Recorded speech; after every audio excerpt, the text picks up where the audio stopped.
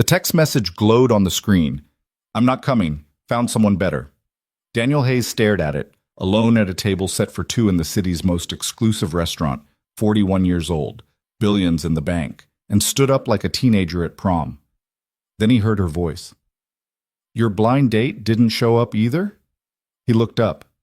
A young woman in a threadbare coat stood beside the neighboring table, her own seat conspicuously empty. Two strangers, two rejections. One impossible night. If you're watching from anywhere in the world, drop your city in the comments below. I want to see how far this story travels. And if you stay until the end, you'll discover why this one evening changed everything. Hit that like button and let's begin. The Chateau Bleu wasn't just expensive. It was exclusive in the way that made even wealthy men check their bank accounts twice. Crystal chandeliers worth more than most people's houses cast soft amber light across tables draped in Italian linen. The air itself seemed to cost money, perfumed with white truffles and aged wine, with the quiet murmur of the elite conducting business over $30 appetizers. Daniel Hayes sat perfectly still at table 17, his hands folded on the pristine white tablecloth, watching condensation roll down the side of his untouched water glass. 7:43 p.m. She was 43 minutes late. His phone lay face up beside his silverware, the screen dark now, but the message still burned in his mind. I'm not coming. Found someone better. Sorry, not sorry. Melissa Bradford, daughter of a tech mogul, Harvard educated, introduced through mutual connections who insisted they were perfect for each other.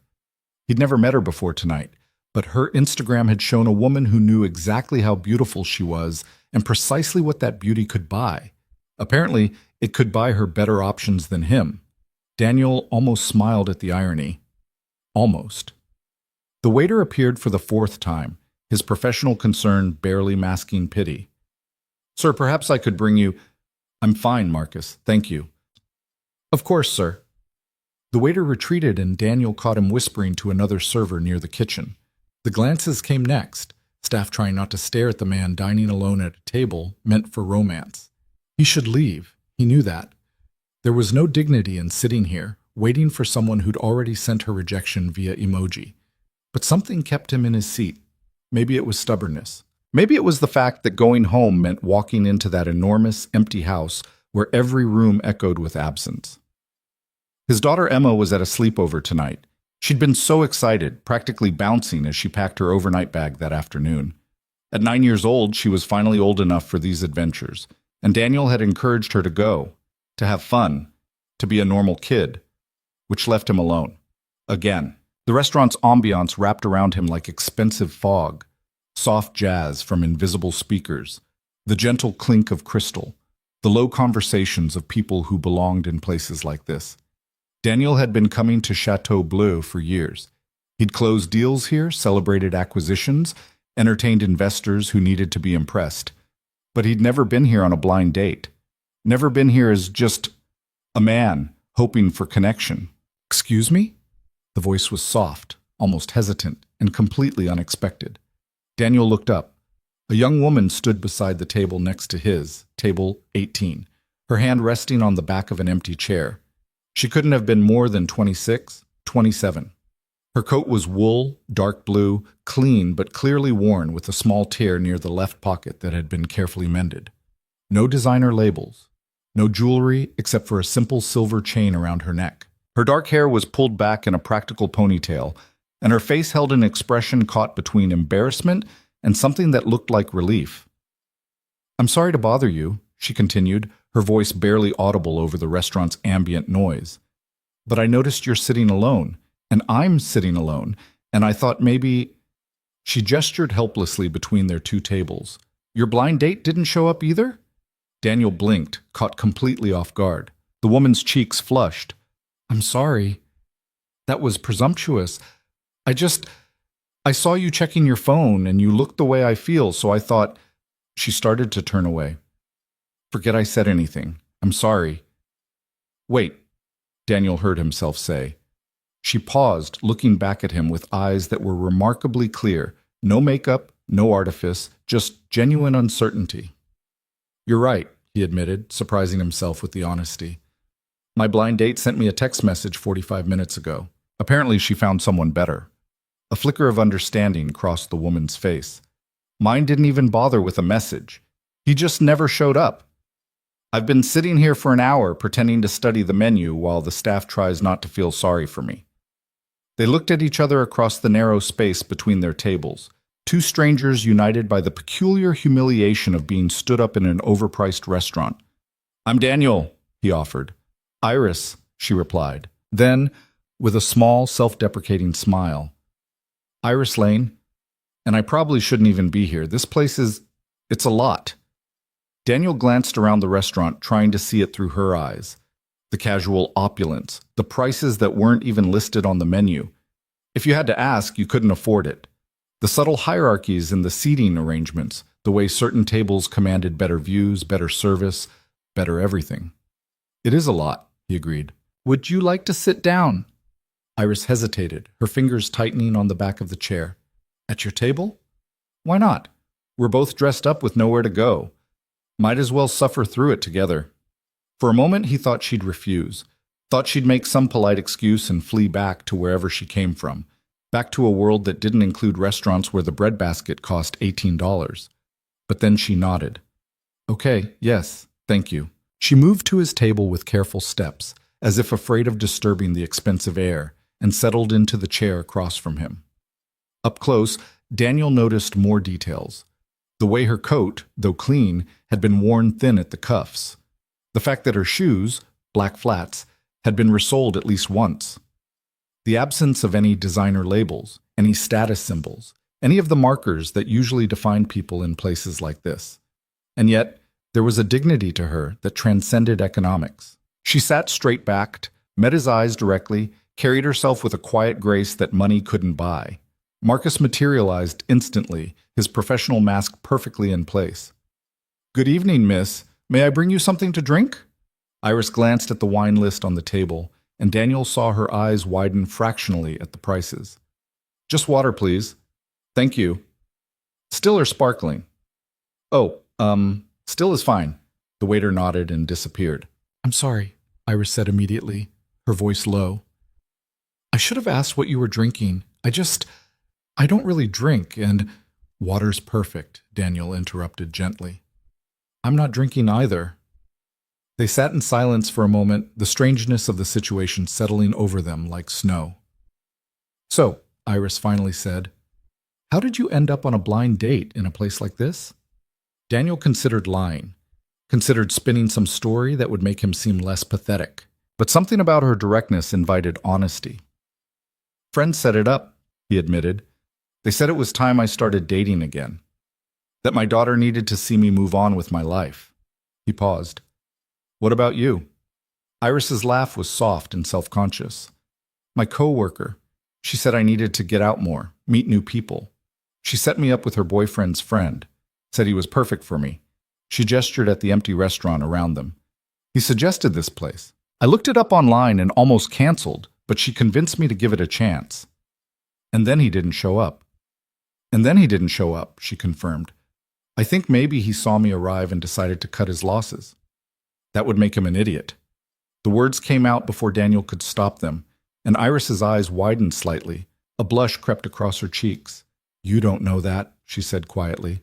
"You don't know anything about me." "I know you showed up," Daniel replied. "I know you waited an hour for someone who didn't have the courtesy to send even a brief text. I know you're sitting here now, in a restaurant that's clearly outside your comfort zone, talking to a complete stranger instead of going home to lick your wounds in private. That tells me enough." Iris studied him for a long moment, her expression unreadable.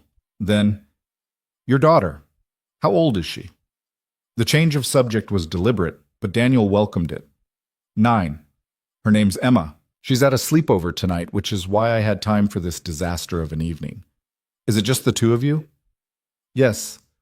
Her mother—" Daniel paused, the familiar grief rising like tide. "Her mother passed away 3 years ago, ovarian cancer, stage 4 by the time they found it." "I'm so sorry," Iris said, and the way she said it, simple, direct, without the elaborate condolences people usually offered, made it feel genuine. "Thank you. It's been hard. For both of us. But we're managing." Is that why your friends set you up on a blind date to help you manage?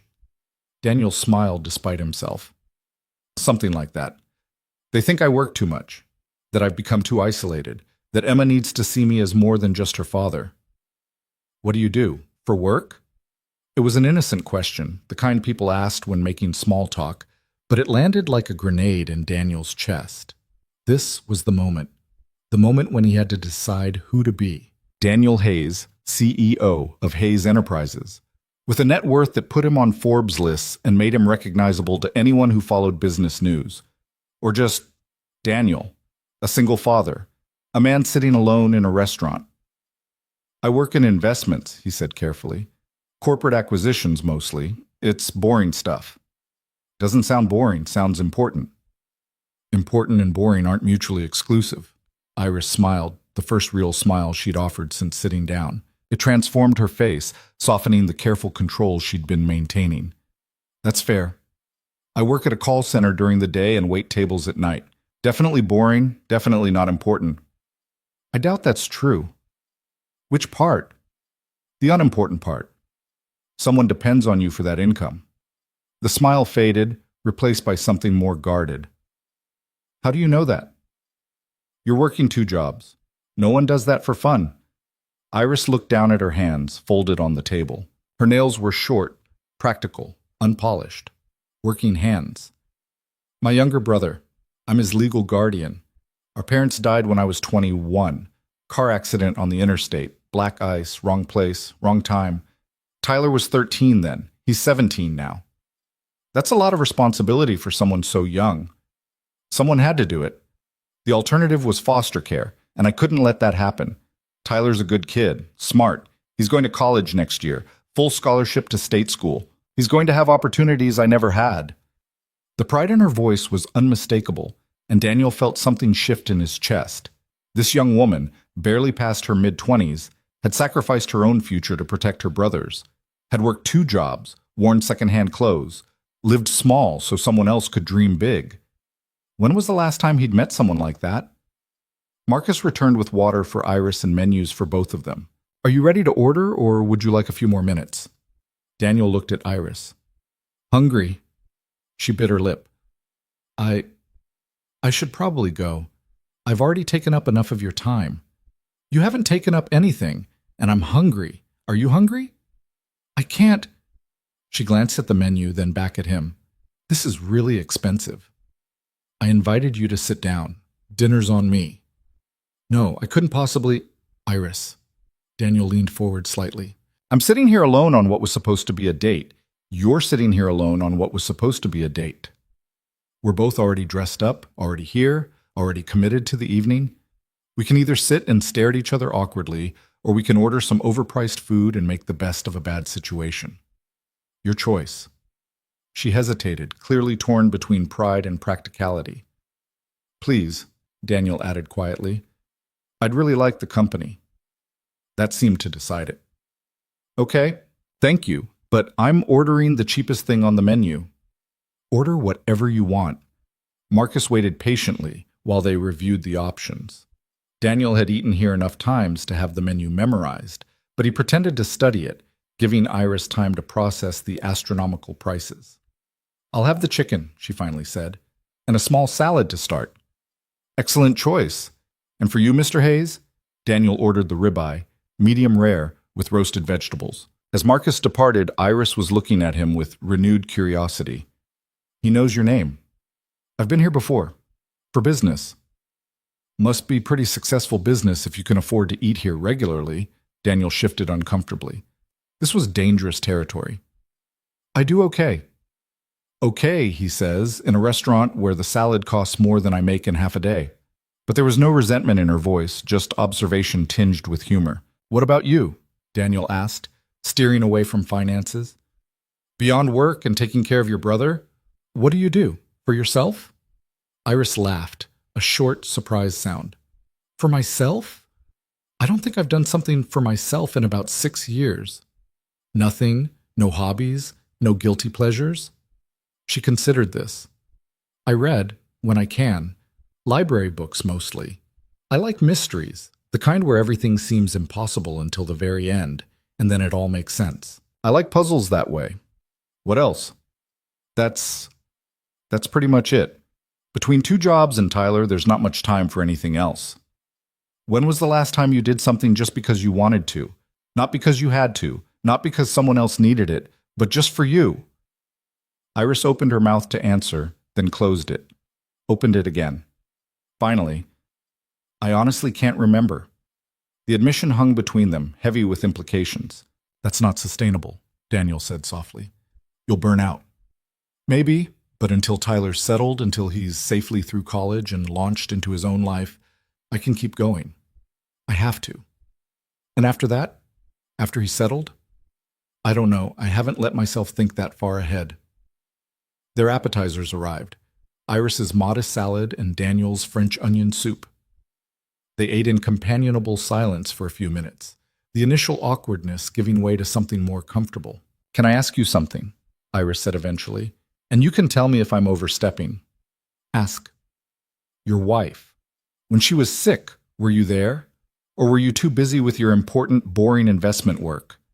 The question should have offended him, should have felt invasive, inappropriate for a first meeting.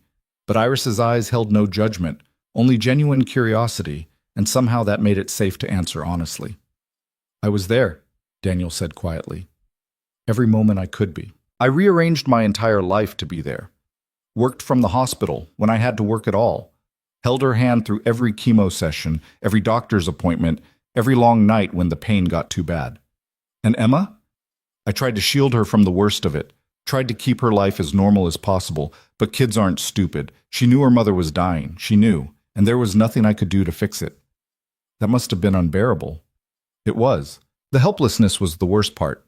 I could write a check for any amount, experimental treatments, the best specialists, anything, but money couldn't save her. For the first time in my adult life, I encountered a problem I couldn't solve by throwing resources at it. Iris reached across the table, her hand hovering for a moment before gently touching his. The gesture was brief, barely a second, but it sent warmth through him. I'm sorry, she said. Truly. Thank you. It's getting easier. Time doesn't heal exactly, but it does soften things. Emma's starting to smile more, starting to talk about her mother in the present tense again, sharing memories instead of grief. And you? Daniel picked up his water glass, studying the way light refracted through the crystal. I don't know. I thought I was doing okay.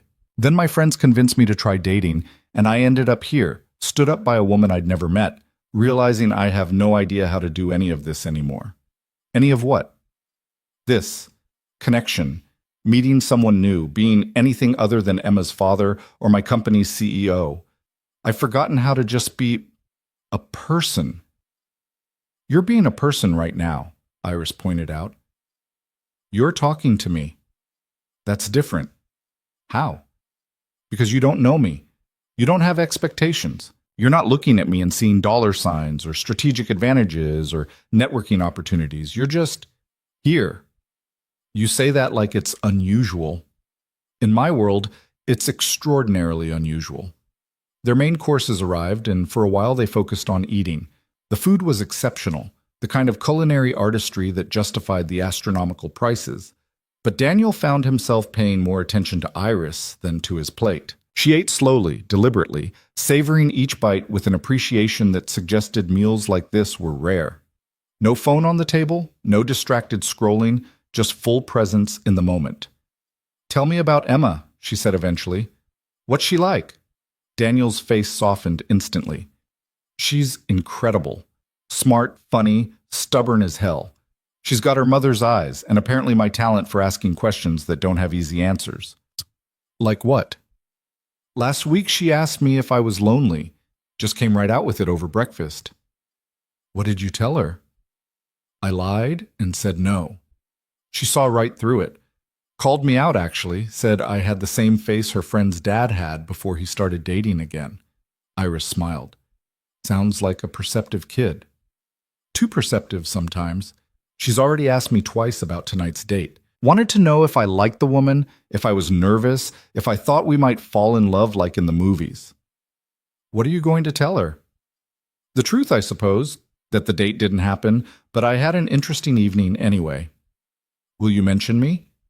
Daniel considered this. Would you mind if I did? I don't know. What would you say? That I met someone unexpected, someone real, someone who reminded me that not everyone in the world is playing angles. Iris looked away, uncomfortable with the praise. You don't know me well enough to say that. Maybe not, but I'm a pretty good judge of character. Comes with the territory in my line of work. The boring, important investment work? Exactly that. They finished their meal, declining dessert, but accepting coffee.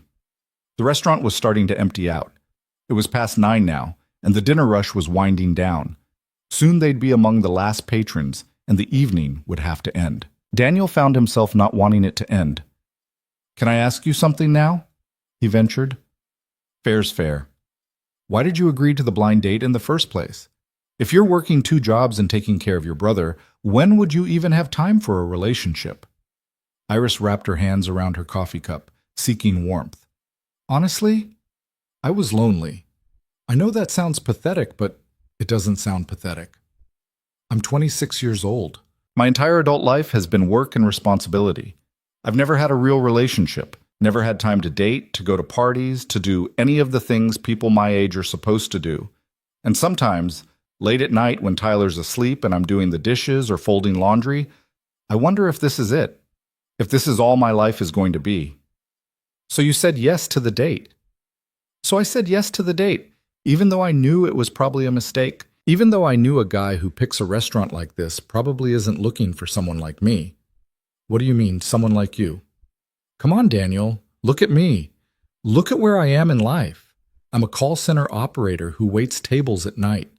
I live in a 1-bedroom apartment in the kind of neighborhood where you don't walk alone after dark. I buy my clothes at thrift stores and count every penny because one unexpected expense could sink us. I'm not exactly prime dating material for someone who can afford to eat here. You're assuming that's what matters. Isn't it? In my experience, money always matters. Daniel wanted to argue, wanted to insist that she was wrong, but the truth was more complicated. Money did matter. It always had.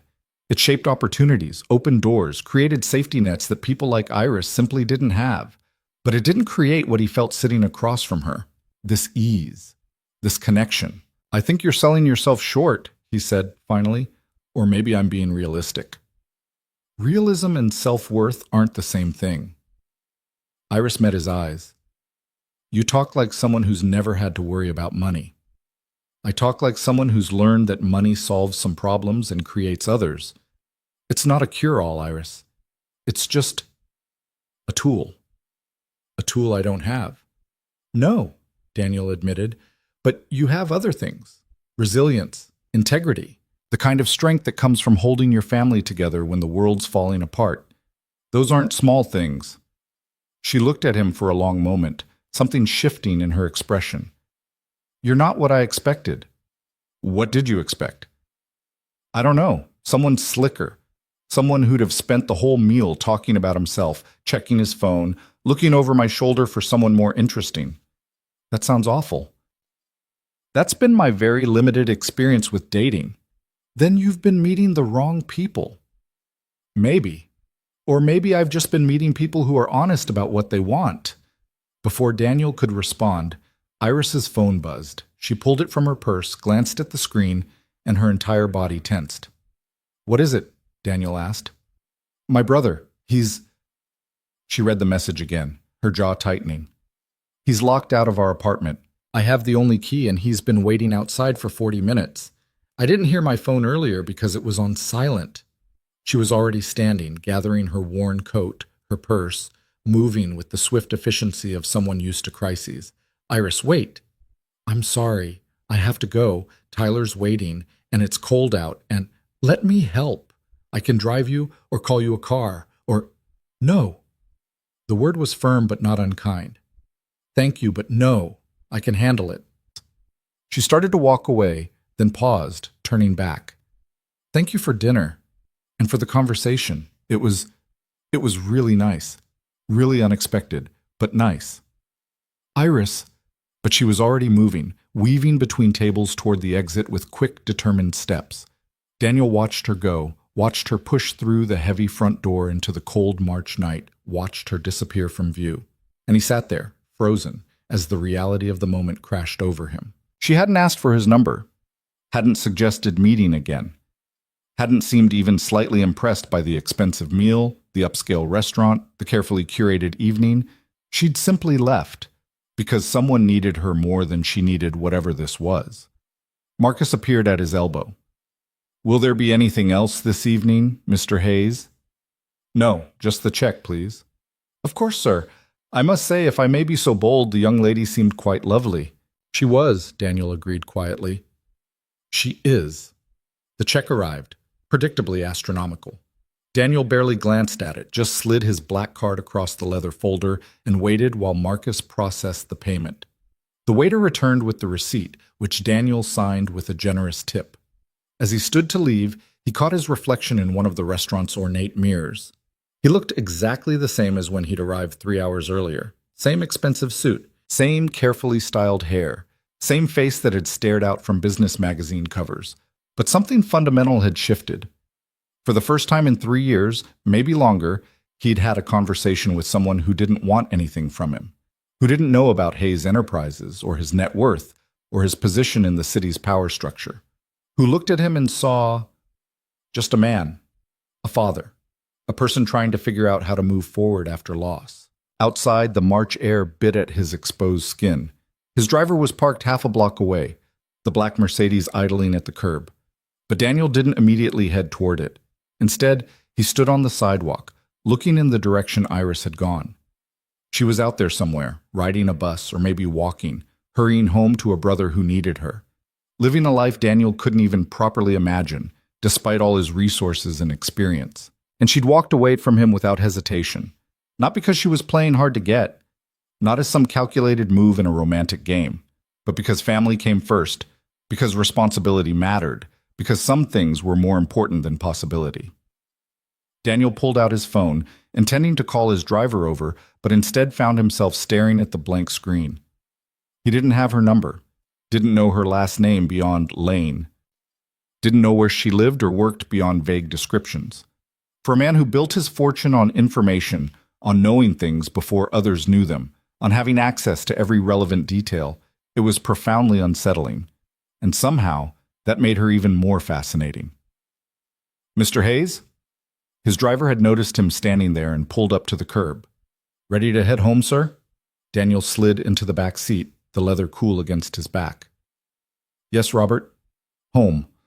As they pulled into traffic, Daniel found himself replaying the evening in his mind. The way Iris had approached him, hesitant but honest. The careful way she'd handled the menu, conscious of prices. The pride in her voice when she talked about her brother. The absence of any attempt to impress or manipulate. And that moment when her phone had buzzed. The instant transformation from dinner companion to protective guardian. No apology beyond what was necessary. No explanation beyond what was true. Just action. Immediate. Instinctive. Right.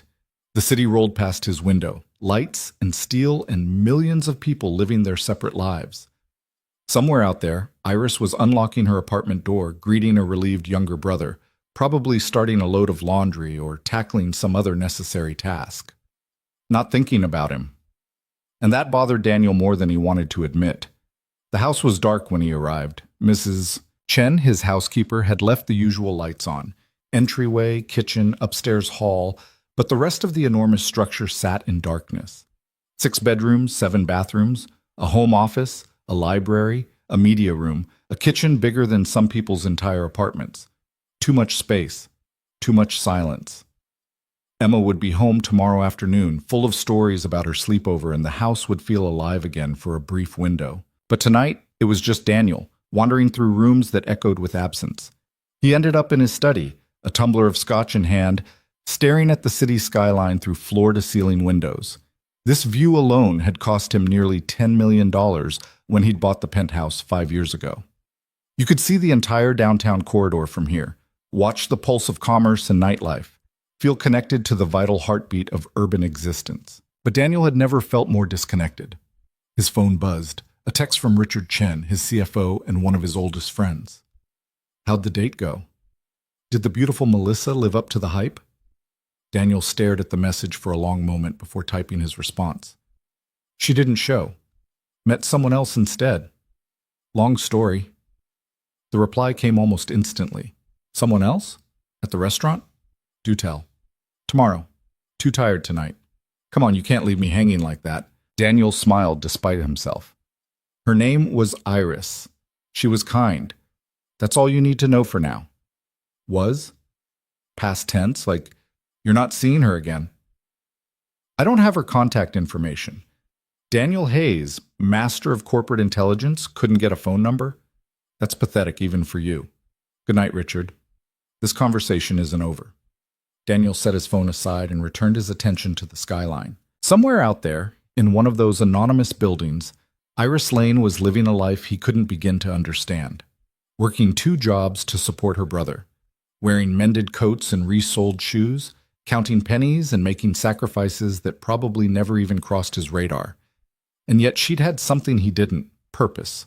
The clear, unambiguous kind that came from protecting someone you loved. From knowing exactly why you got up in the morning, why you pushed through exhaustion, why you kept going when everything said to quit.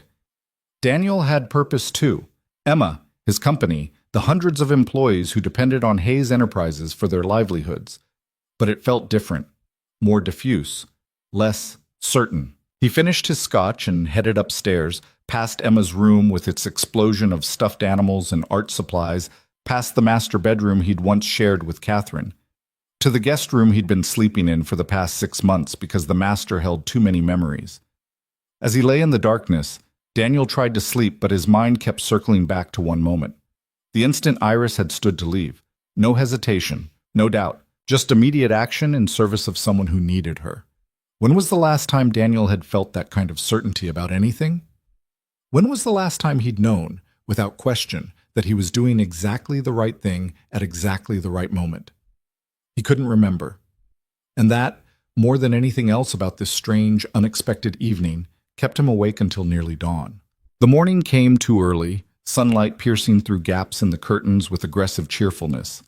Daniel woke with the taste of scotch still lingering on his tongue and the memory of Iris Lane occupying far too much space in his mind. He showered, dressed in casual clothes, jeans and a sweater, the kind of outfit he almost never wore, and made his way downstairs. Mrs. Chen had already arrived, the scent of fresh coffee filling the kitchen. "Good morning, Mr. Hayes," she said, looking up from where she was organizing the day's meal prep. "You're up early for a Saturday." "Couldn't sleep," he admitted, pouring himself coffee from the French press. "The date didn't go well." Daniel paused mid-pour.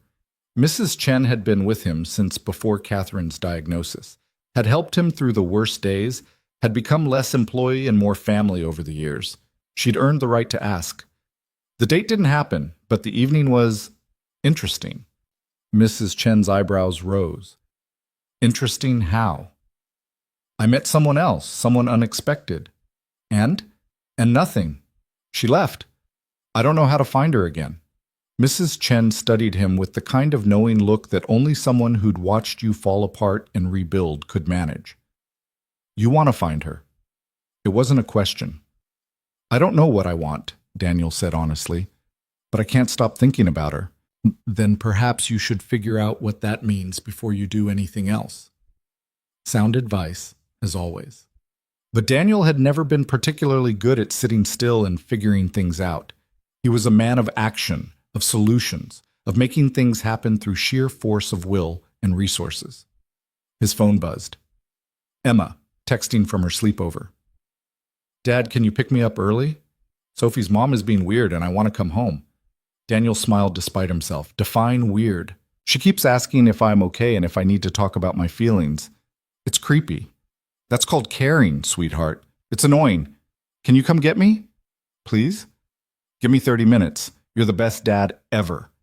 Daniel grabbed his keys and headed for the garage, grateful for the distraction. The drive to Sophie's house took him through parts of the city he rarely saw.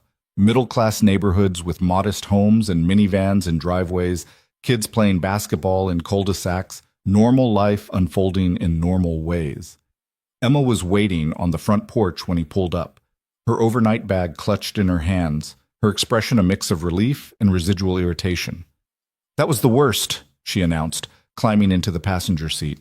Sophie's mom kept asking me about mom and if I was processing my grief and if I needed to explore my feelings in a safe space. It was like being in therapy, except I didn't ask for it. She was trying to be kind. She was trying to fix something that isn't broken. I'm fine, Dad. I miss Mom, but I'm fine.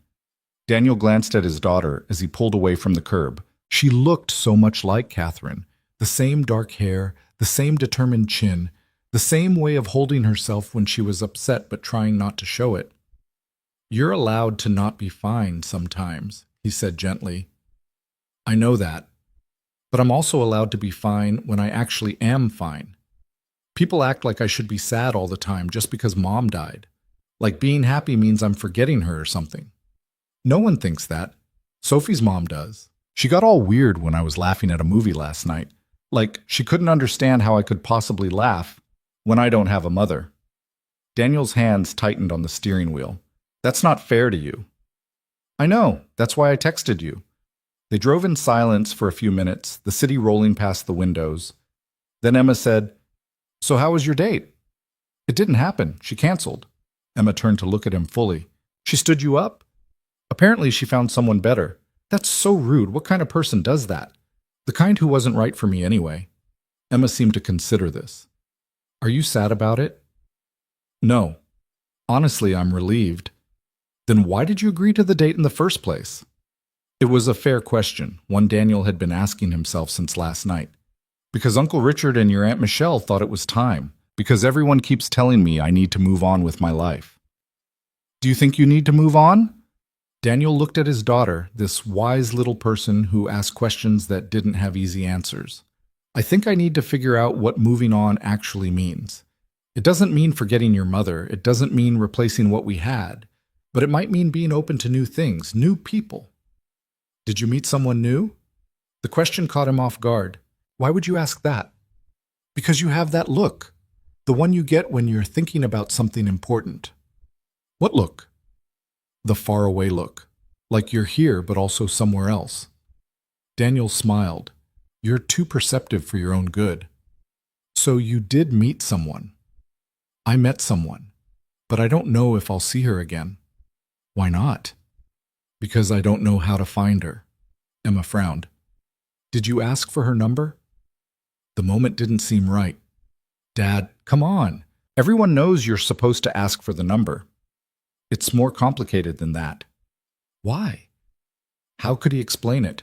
How the evening had unfolded, how Iris had appeared and disappeared like something from a dream, how the connection had felt both profound and fragile, how asking for her number in that moment would have felt like grasping at something that needed to remain free? Sometimes, Daniel said carefully, the right thing isn't the strategic thing. Sometimes you have to let moments unfold on their own. That sounds like something Mom would have said. Your mother was very wise. She also would have told you to stop overthinking and just find the woman. Daniel laughed, a real laugh, surprised out of him by his daughter's bluntness. Maybe you're right. I'm always right. I'm 9. They arrived home and Emma disappeared upstairs to her room, leaving Daniel alone with his thoughts again. He tried to distract himself with work. There were always reports to review, deals to analyze, decisions to make, but his concentration was shot. By Sunday evening, he'd given up pretending he could focus on anything else. Monday morning brought him to the office earlier than usual, hoping that familiar routine would restore some sense of normalcy. His assistant, Jennifer, looked surprised to see him before 7. You're here early, she observed, handing him his usual coffee. Black, no sugar. Couldn't sleep. The date was that bad? News traveled fast in his inner circle. The date didn't happen. Can we talk about something else? Of course. You have a board meeting at 9, lunch with the Crestview investors at noon, and the community center site visit at 3. Daniel paused. What community center? Jennifer consulted her tablet. The Hayes Foundation grant recipient, the Riverside Community Center. You approved the funding last month, $2 million for renovations and programming. They've requested a site visit to show you how the initial funds are being used. Right, yes, that's fine. He'd approved dozens of grants through his foundation. Catherine had started it, back when she was healthy, insisting that wealth carried responsibility. After her death, Daniel had continued the work partly out of obligation, partly out of genuine belief, and partly because it was one of the last connections he had to his wife's vision. But he rarely did site visits, usually sent Richard or another board member in his place. "Do I have to go?" he asked. Jennifer gave him a look. "You specifically requested to be more involved with foundation work. Your words, not mine." "When did I say that?" 3 weeks ago? You said you wanted to see the impact firsthand and connect with the communities we serve." Daniel vaguely remembered that conversation. It had been late at night, after too much wine, in one of his periodic attempts to find meaning in the machinery of his life. "Fine, I'll go." The morning passed in a blur of meetings and decisions, the familiar rhythm of business dulling the strange restlessness that had plagued him all weekend. But by 3 o'clock, driving toward the Riverside neighborhood, that restlessness returned with force. Riverside wasn't dangerous exactly, but it wasn't safe either. The kind of neighborhood where people looked over their shoulders, where buildings wore their age badly, where hope and despair lived side by side in uncomfortable proximity. The community center occupied a converted warehouse on the edge of an industrial zone. The exterior had been recently painted, bright murals depicting children playing, families gathering, dreams taking flight, but the building's bones were old and tired. Daniel parked his Mercedes on the street, very aware of how out of place the vehicle looked. A small crowd had gathered near the entrance, the center's director, board members, local politicians eager for photo opportunities with a billionaire philanthropist. He plastered on his public face and emerged from the car. "Mr. Hayes, welcome, welcome." The director, an energetic woman in her 50s named Carol Washington, pumped his hand enthusiastically. "We're so honored you could visit. The work you're doing here is changing lives." "The foundation is happy to help," Daniel said automatically, slipping into the smooth platitudes that came with this territory. The tour began. New basketball courts, updated kitchen facilities, a computer lab with donated equipment, a library corner with fresh books. Everywhere signs of money well spent, of genuine improvement, of hope being rebuilt one board and nail at a time. But Daniel had been on enough of these tours to recognize the performance aspect, the way certain kids were positioned to interact with him, the way success stories were presented with careful packaging, the way poverty was made palatable for wealthy donors. They were in the main recreation room when he saw her. At first he thought his mind was playing tricks, that the weekend's obsessive thinking had conjured her from nothing. But no, there she was, across the room, crouched beside a little girl who was crying, speaking in low, gentle tones. "Iris?" She was wearing jeans and a faded t-shirt with the center's logo, her hair pulled back in a ponytail, no makeup, completely focused on the child in front of her. She hadn't seen him yet. Daniel's heart kicked into a higher gear. Carol was still talking, explaining something about after-school programming, but her words faded to white noise. Daniel watched as Iris produced a tissue from her pocket, helped the little girl blow her nose, then made a funny face that transformed tears into giggles. "I'm sorry," Daniel interrupted. "Who is that? Over there? With the child?" Carol followed his gaze. "Oh, that's Iris. She volunteers here most afternoons. Wonderful with the kids. Why do you ask?" "Just curious. She seems very dedicated." "She is. Works 2 jobs but still finds time to help out. We're lucky to have her." Daniel's mind raced. This was it. The chance he'd been hoping for without quite admitting it. But approach her how? In front of all these people? Pull her aside for a private conversation that would immediately become the subject of speculation? Before he could decide, Iris looked up and saw him. Recognition flashed across her face, followed by confusion, then something that might have been understanding. She said something to the little girl, stood slowly, and walked toward the group with measured steps. "Mr. Hayes," Carol said warmly, "this is one of our best volunteers. Iris Lane, meet Daniel Hayes." "We've met," Iris said quietly. Her eyes held questions but also caution. "It's good to see you again, Mr. Hayes." The formality in her tone was deliberate, a boundary being drawn. "Ms. Lane," Daniel replied, matching her tone. "Small world." "Indeed." Carol looked between them, sensing something she couldn't quite name. "Well, how nice. Iris, would you mind giving Mr. Hayes a tour of the children's reading program? That's your area, after all." "Of course," Iris said, though her expression suggested she minded very much. They walked away from the group, down a hallway decorated with children's artwork, toward a smaller room filled with books and beanbags and the kind of cheerful chaos that came with youth. Once they were alone, Iris turned to face him. "You're Daniel Hayes," she said. Not a question, an accusation. "Yes." "The billionaire Daniel Hayes, Hayes Enterprises, Forbes list. That Daniel Hayes?" "Yes." She laughed, but there was no humor in it. "I sat across from you for 2 hours and ate your expensive meal and told you about my life. And you never thought to mention that you're one of the richest men in the city? You didn't ask. I told you I worked 2 jobs. I told you about my brother, about struggling to make ends meet, about wearing secondhand clothes.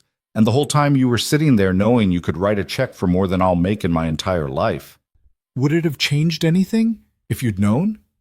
"Of course it would have changed things. I would have—" She stopped, pressed her hands to her face. "I can't believe this.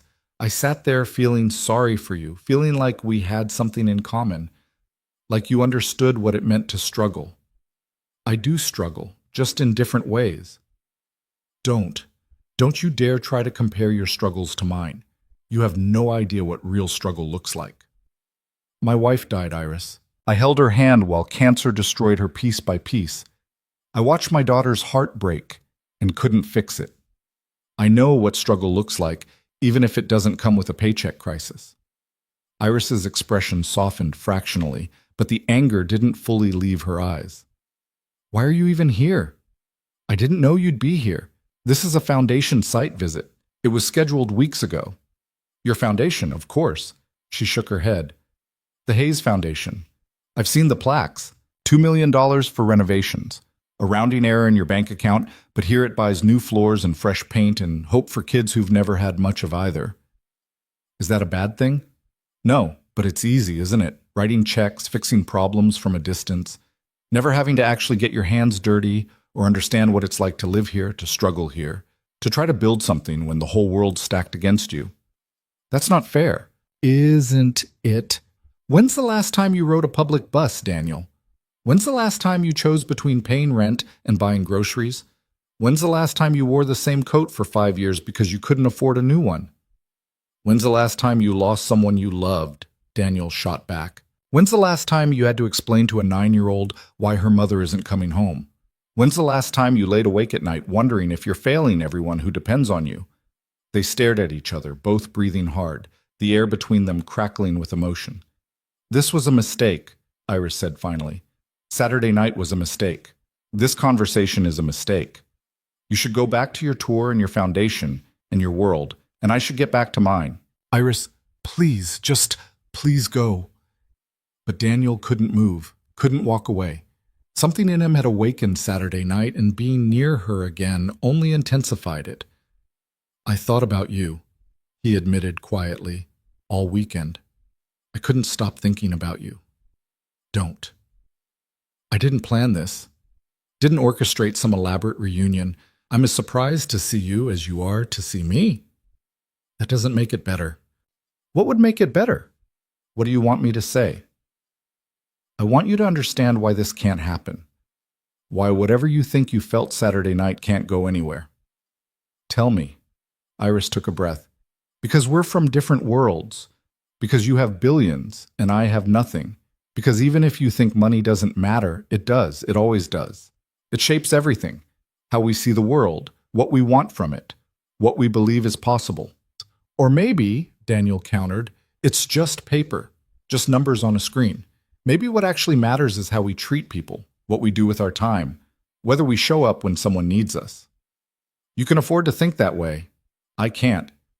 For me, money is the difference between Tyler going to college or not, between making rent or ending up on the street, between security and terror. So let me help." "No." The word came out sharp. "I don't want your help. I don't want your charity. I don't want to be your project or your good deed or whatever this is. This isn't charity. This is—" Daniel struggled to find the right words. "This is me trying to understand something I felt, something real, something I haven't felt in years. You felt it for 2 hours over dinner. That's not real. That's just loneliness and proximity." "You're wrong. Am I? Then tell me, what do you actually know about me? What do you know beyond the surface details I shared over expensive wine? Daniel wanted to argue, but she had a point. He knew facts about her life. Details. But did he know her? The real her beneath the brave face and the careful dignity? I know you put your brother first, he said slowly. I know you work yourself to exhaustion for someone else's future. I know you walked away from that dinner without hesitation when family called. I know you volunteer here even though you're already stretched impossibly thin. I know you're proud and stubborn and afraid of accepting help even when you desperately need it. That's observation, not knowledge. Then let me know you better. Let me... Mr. Hayes? Carol's voice echoed down the hallway. We're ready to continue the tour if you are. The moment shattered. Iris stepped back, putting physical distance between them, her expression closing like a door. You should go, she said. They're waiting for you. This isn't over. Yes, it is. But her eyes said something different, said that maybe, possibly, she felt it too. This pull, this impossible connection that made no logical sense but felt undeniable nonetheless. Daniel returned to the tour group, answered questions, smiled for photos, made appropriate comments about the center's good work. But his attention was split, his awareness tracking Iris as she moved through the building, helping children, organizing supplies, existing in her world while he performed in his. An hour later, as the tour concluded, Carol pulled him aside. I hope you don't mind me saying this, she began carefully, but Iris is special. The work she does here, the care she shows these kids, it comes from a real place. She's not volunteering to pad a resume or fulfill community service hours. She's here because she understands these children, because she was one of them. I don't mind you saying it. I saw the way you looked at her, and I saw the way she looked at you when she thought no one was watching. Carol paused. Whatever's happening there, be careful. Iris has been through a lot. She doesn't need complications. I don't want to complicate her life. Then what do you want? Daniel didn't have an answer. He left the center as the afternoon faded toward evening, driving through streets that felt different now that he knew Iris lived somewhere nearby. She was out here, in one of these anonymous buildings, living a life he'd glimpsed but couldn't fully comprehend. That night, Emma found him in his study, staring at his laptop without really seeing the screen. You okay, Dad? Just thinking. About the woman you met? How did you... I told you. You have a face. A thinking about something, important face. Emma climbed into the chair across from his desk. Did you find her? Yes. And? And it's complicated. Why? Because she doesn't want to be found. Because she thinks we're too different. Because she's probably right. Emma considered this. Mom always said that when something's worth having, it's worth fighting for. Your mother said a lot of wise things. So are you going to fight for it? I don't know if I should. What if fighting for it just makes things worse for her? Or what if not fighting for it means you both miss out on something important? Daniel looked at his daughter, this old soul in a child's body, this piece of Catherine living on in questions and observations and impossible wisdom. When did you get so smart? I've always been smart. You just notice it more when I say things you want to hear. He laughed despite himself. Fair enough. So what are you going to do? I honestly don't know. But even as he said it, Daniel knew that was a lie. He did know.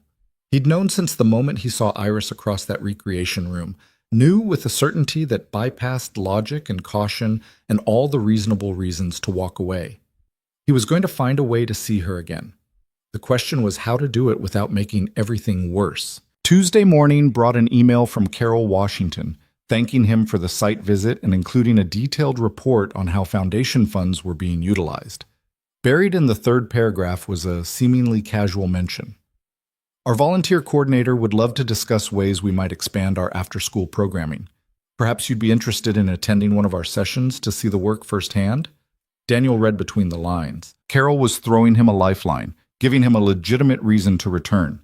He replied immediately, confirming his interest and suggesting Thursday afternoon. Wednesday crawled by with agonizing slowness. Daniel tried to focus on work, on Emma, on anything that would distract him from the clock, But his mind kept returning to Iris, to the anger in her eyes, to the way she'd looked at him before Carol interrupted, like she wanted to believe him but was afraid of what that belief might cost. Thursday afternoon found him back at the Riverside Community Center, this time without the entourage, without the formal tour, just a man arriving to observe after-school programming. The coordinator, a cheerful young man named Marcus, walked him through the daily routine, homework help, creative activities, snacks and supervision for kids whose parents worked late. Simple, essential work that filled a gap in overstretched lives. And there in the corner of the main room, helping a group of children with math problems, was Iris. She looked up as he entered, and something flashed across her face. Resignation, maybe, or acceptance that he wasn't going to simply disappear. Daniel spent the next hour observing, asking questions, learning about the program's challenges and successes. But his real attention never strayed far from Iris, watching how she moved through the space, how children gravitated toward her, how she gave each one exactly what they needed. Patience here, firmness there, encouragement everywhere. As the session wound down and parents began arriving for pickup, Marcus pulled him aside. Iris mentioned you two had met before. We did. She also mentioned your Daniel Hayes, the Daniel Hayes. That's becoming a theme. Marcus grinned. Look, I'm not trying to get in your business, but Iris is good people. Best volunteer we've got. And she's been through enough without someone like me making things complicated. I was going to say without someone breaking her heart, but yeah, complicated works too. I'm not trying to break anyone's heart. Maybe not. But intention and impact aren't always the same thing. It was the second warning he'd received, and Daniel couldn't fault the sentiment. These people cared about Iris, protected her, recognized her value in ways that had nothing to do with economics or status. The last child was picked up. The last volunteer departed. Slowly, the center emptied until it was just Daniel, Marcus finishing some paperwork in the office, and Iris gathering her things by the door. Daniel walked over. Can we talk? He asked quietly. I don't think that's a good idea. 5 minutes, please. Iris sighed, setting down her bag. 5 minutes. They stepped outside into the cooling evening. The street was quiet, the industrial buildings mostly dark, the city settling into that liminal space between work and night. I'm sorry, Daniel began, for not telling you who I was on Saturday, for letting you think I was just some regular guy dealing with regular problems. You are some regular guy dealing with regular problems. You're just also a billionaire. Does that really change everything? Yes, Iris said simply. It changes everything, because now I can't know if anything you say or do is real or if it's just, I don't know, rich person novelty. Poor girl meets wealthy man, tale as old as time. This isn't a fairy tale. No, it's not.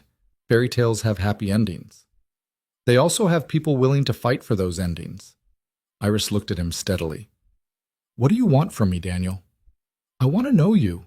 Really know you. Not the surface version you show to strangers, but the real person underneath.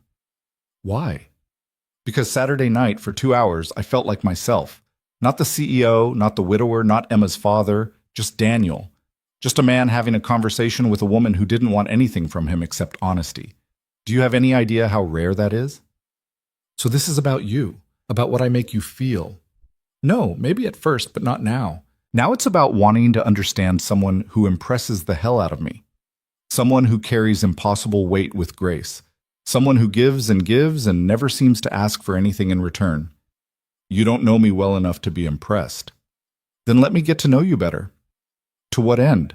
What's the goal here? We date for a while, you get bored, I get hurt, and we both move on with our incompatible lives.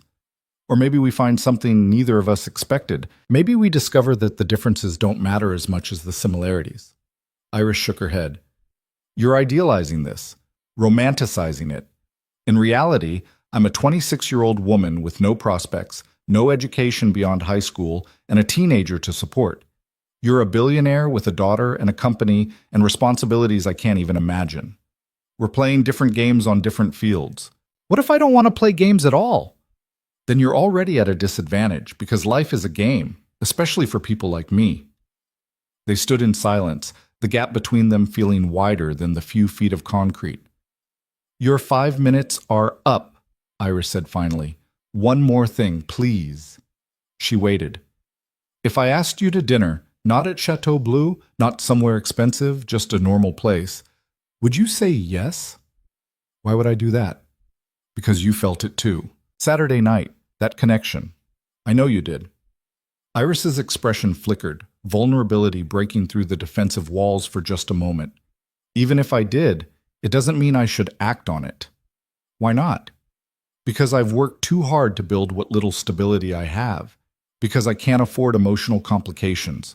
Because Tyler needs me focused, and I can't give him what he needs if I'm distracted by something that can't possibly work. You're afraid. Of course I'm afraid. Aren't you?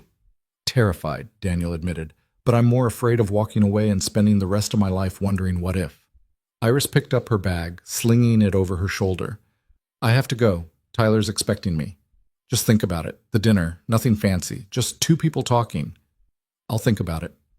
It wasn't a yes, but it wasn't a no either. Daniel watched her walk to the bus stop, watched her board the number 17, watched the bus pull away into traffic and disappear around a corner. His phone buzzed. Richard. Drinks tonight? You've been weird all week. Can't. Emma has a school thing. Tomorrow then. And you're going to tell me what's going on. Maybe. Definitely. Daniel drove home through streets painted gold by setting sun, his mind already turning over possibilities, strategies, ways to breach the walls Iris had built around herself. He wasn't used to people saying no to him. In business, his word carried weight, his presence commanded rooms, his decisions moved markets. But Iris didn't care about any of that.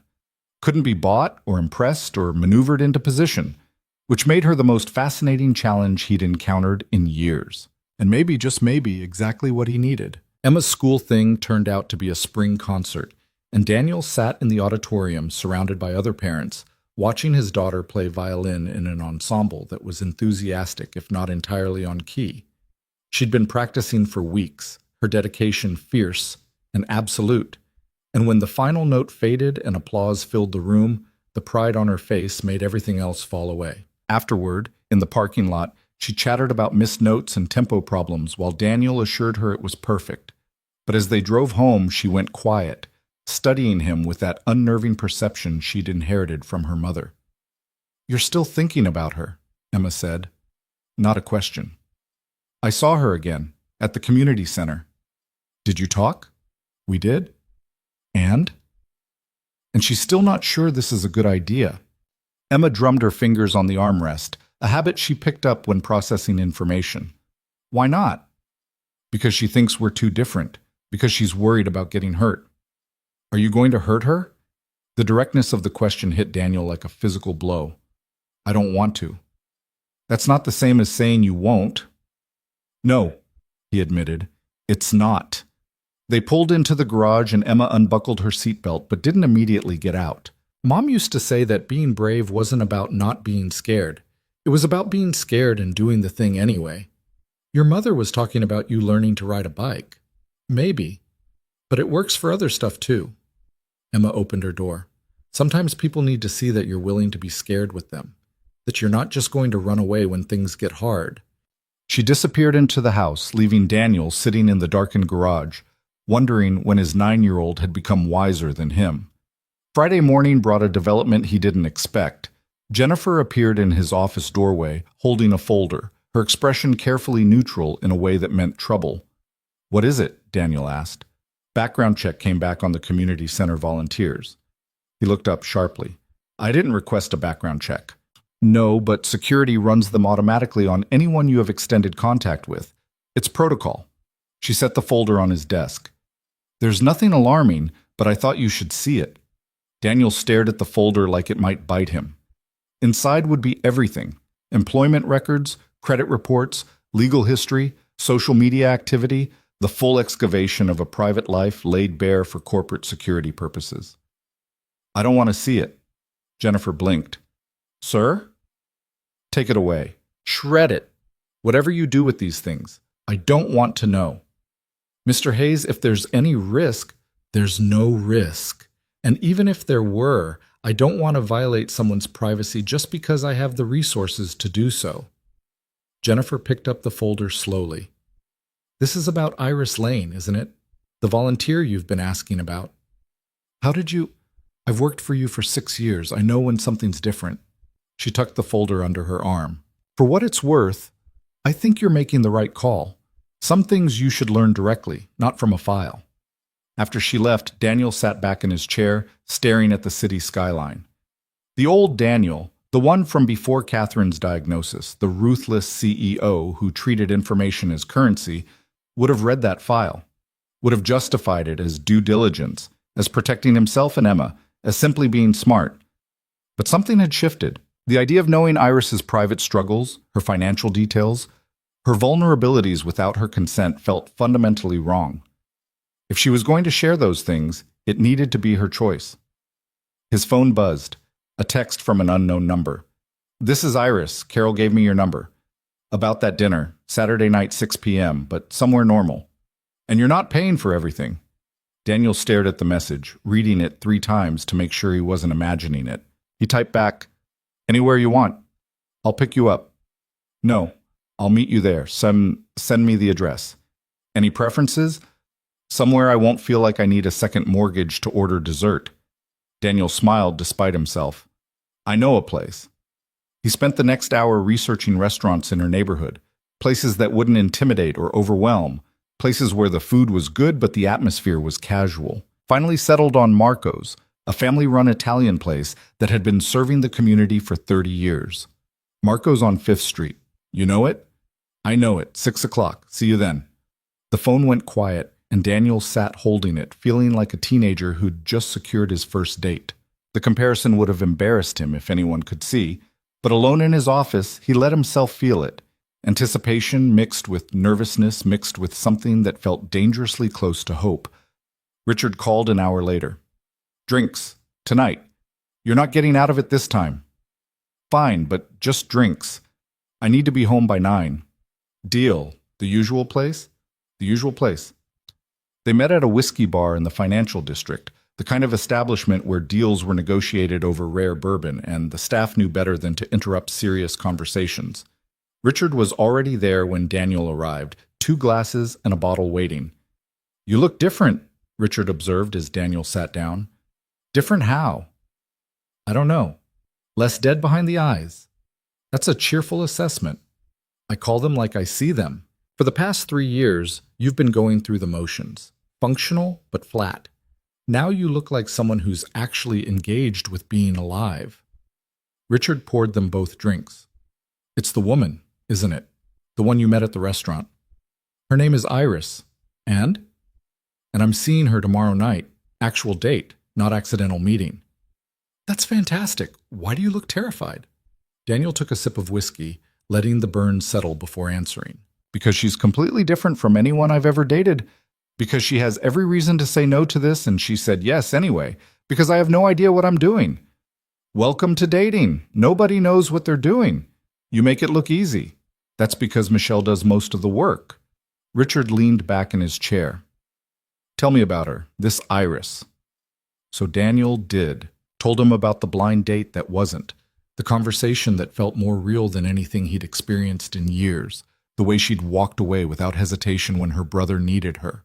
Told him about finding her at the community center, about the anger in her eyes when she realized who he was, about the walls she'd built and his determination to prove they didn't matter. Richard listened without interrupting, which was unusual enough that Daniel knew his friend was taking this seriously. She's scared, Richard said finally. I know. And you're not exactly low risk.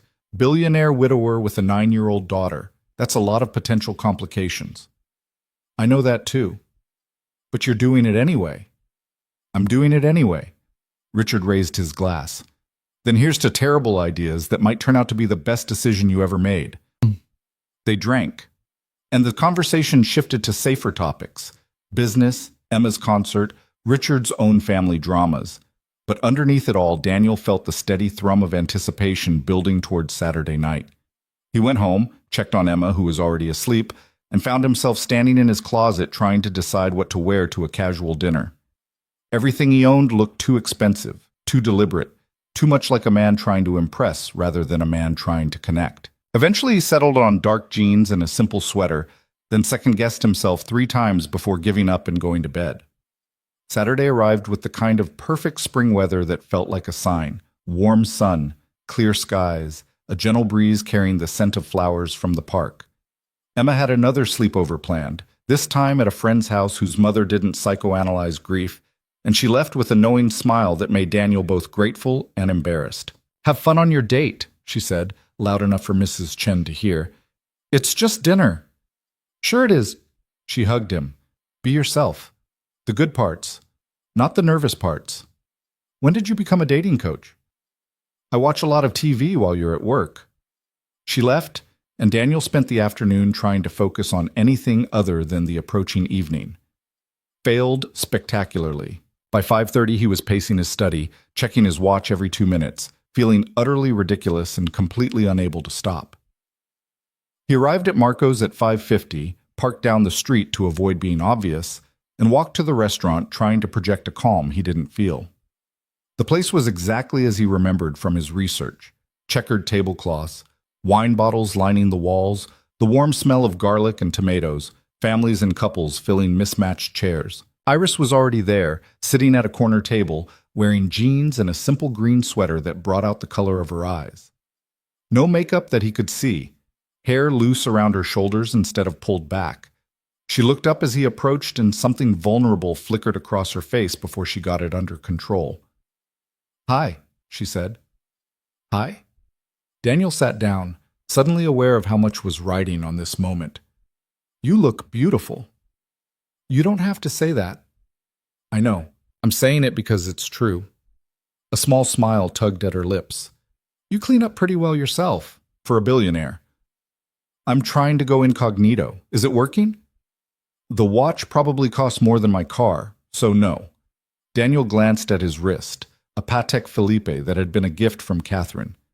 "Fair point. I'll leave it at home next time." Next time, presumptuous. Hopeful. A waiter appeared. Marco himself, actually. A broad man in his 60s with an accent that had survived 40 years in America. "Iris, good to see you, Bella. And you brought a friend."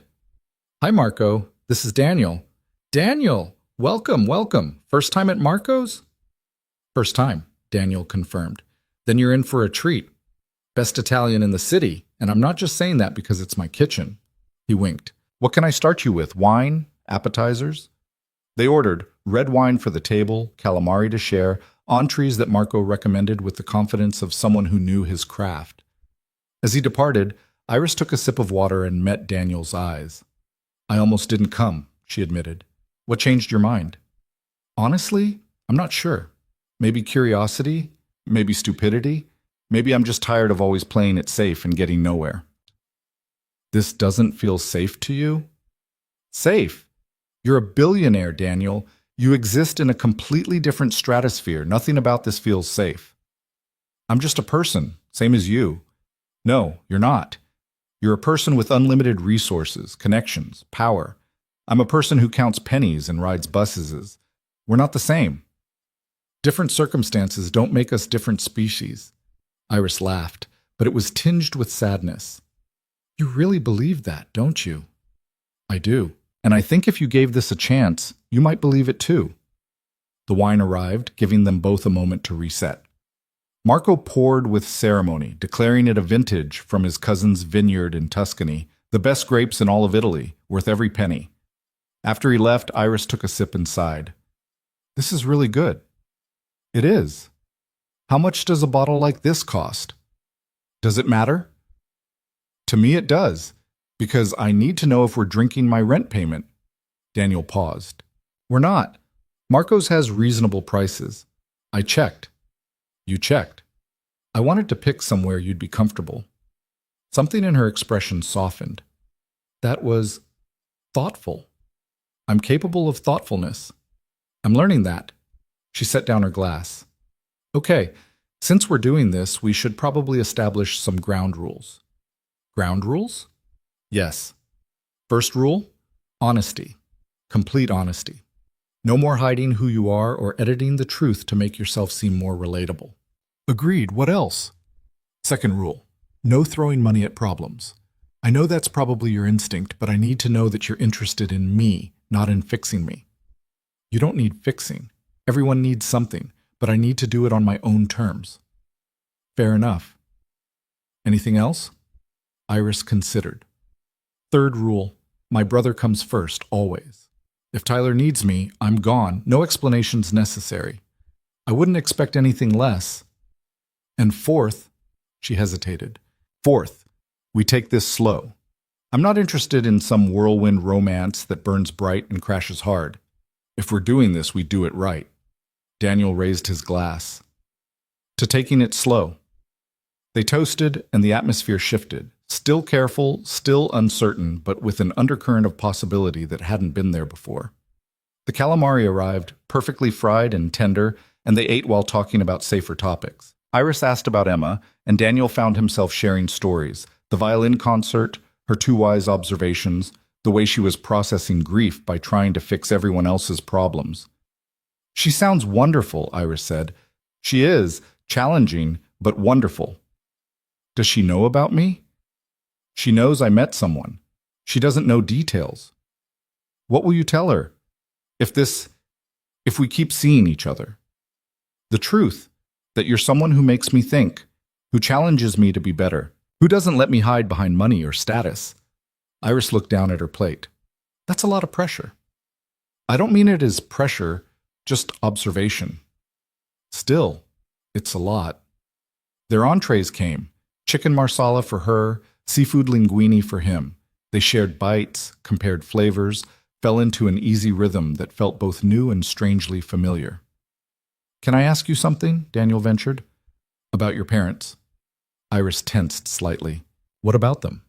How do you carry it? The weight of losing them so young, of taking on Tyler's care, of sacrificing your own future for his.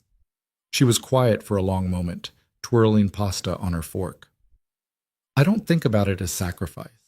I think about it as responsibility, as doing what needed to be done because there wasn't anyone else to do it.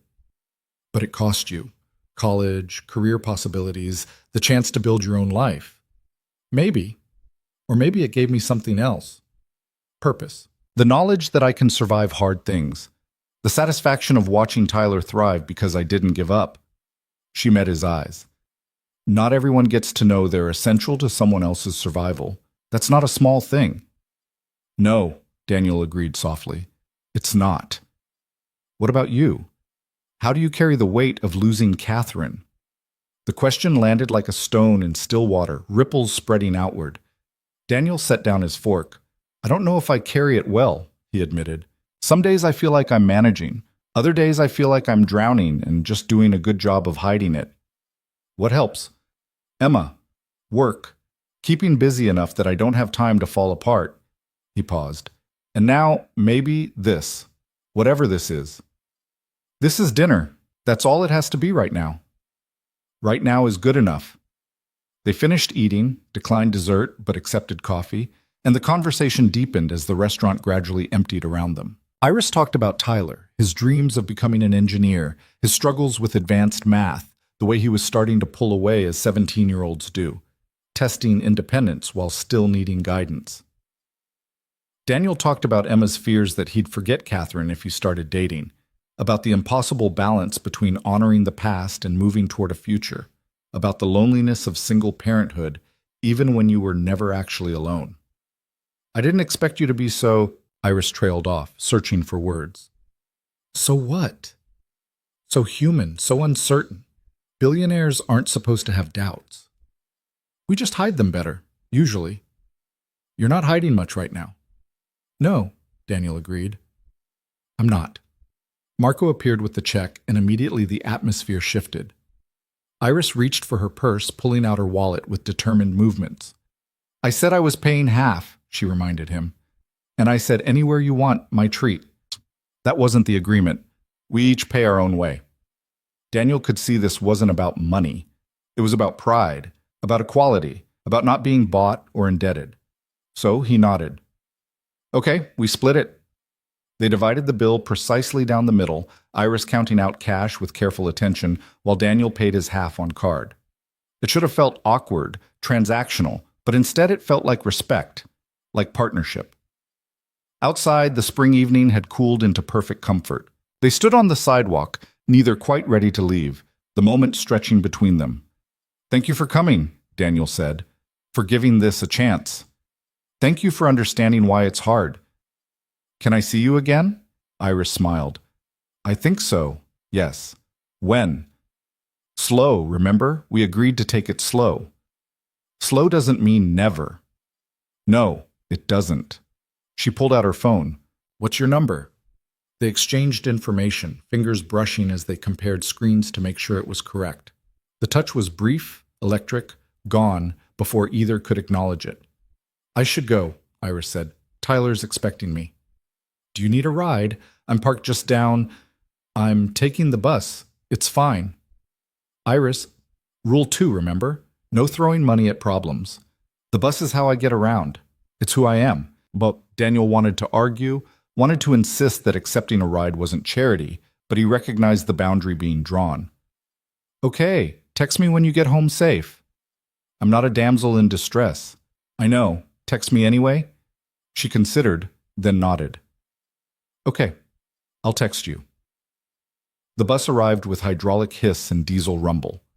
Iris climbed aboard, found a seat by the window, and raised her hand in a small wave as the bus pulled away. Daniel stood watching until it disappeared from sight, then walked to his car feeling lighter than he had in years.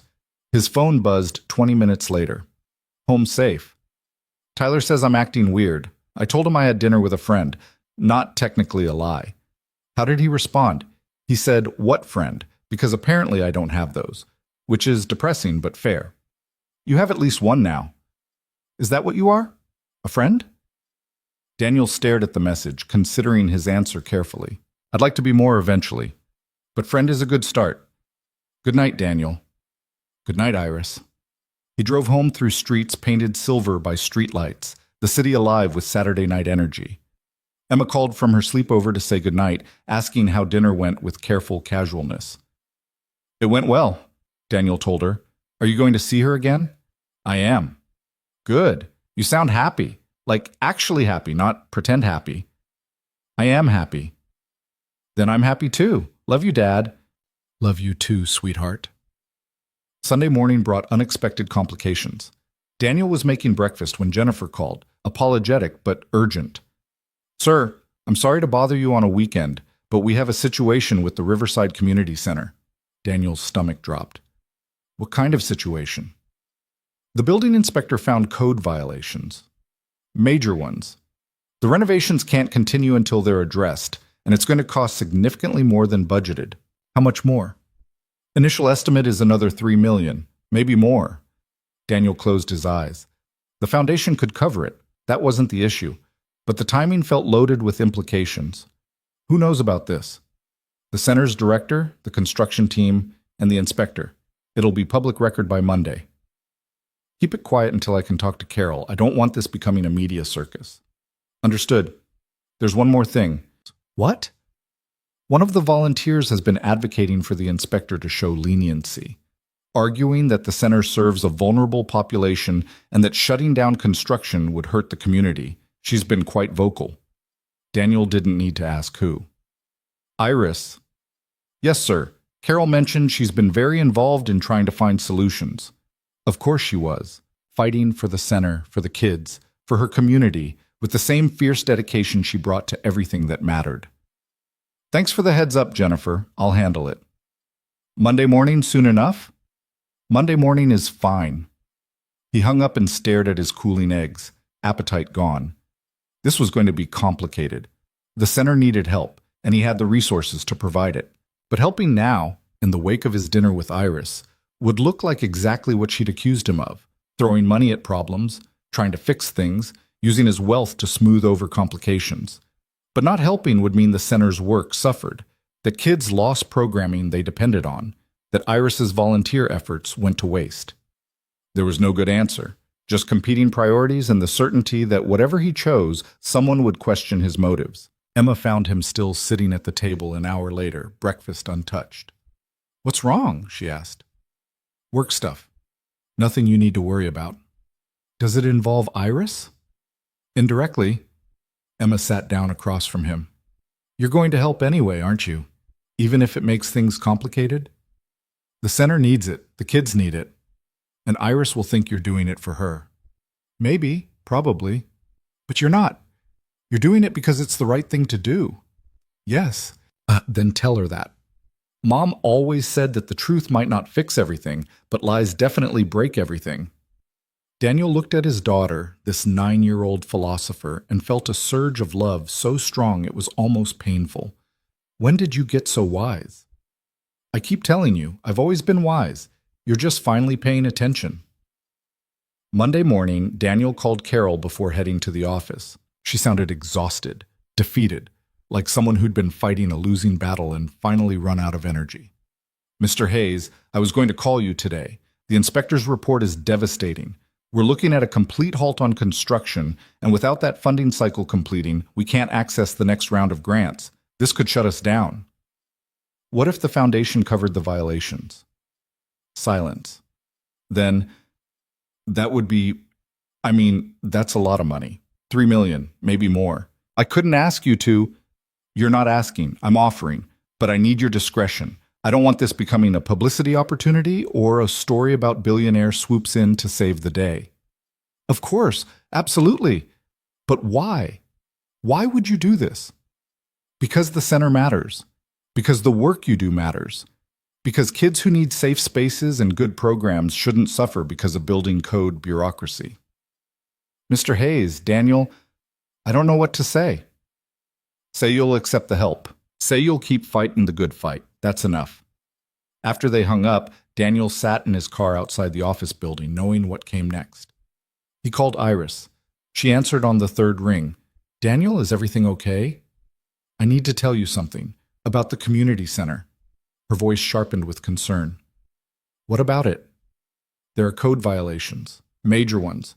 Construction's halted until they're fixed. I know, I've been on the phone with Carol all weekend. We're trying to figure out solutions, but it's bad, Daniel. Really bad. The foundation is going to cover the costs. All of them. Silence stretched long enough that Daniel checked to make sure the call hadn't dropped. Iris? You're doing this because of me. Her voice was flat, carefully controlled. I'm doing this because it needs to be done. You could have done it last week, last month, any time before you knew I volunteered there. The violations just came to light. I found out yesterday. And you're making the decision today, immediately. No board approval, no process, just Daniel Hayes writing a check because, why exactly? Because the center serves kids who need it. Because shutting down construction would hurt people who are already struggling. Because it's the right thing to do. And the timing is just coincidence. I didn't plan the inspection, Iris. I didn't create the violations.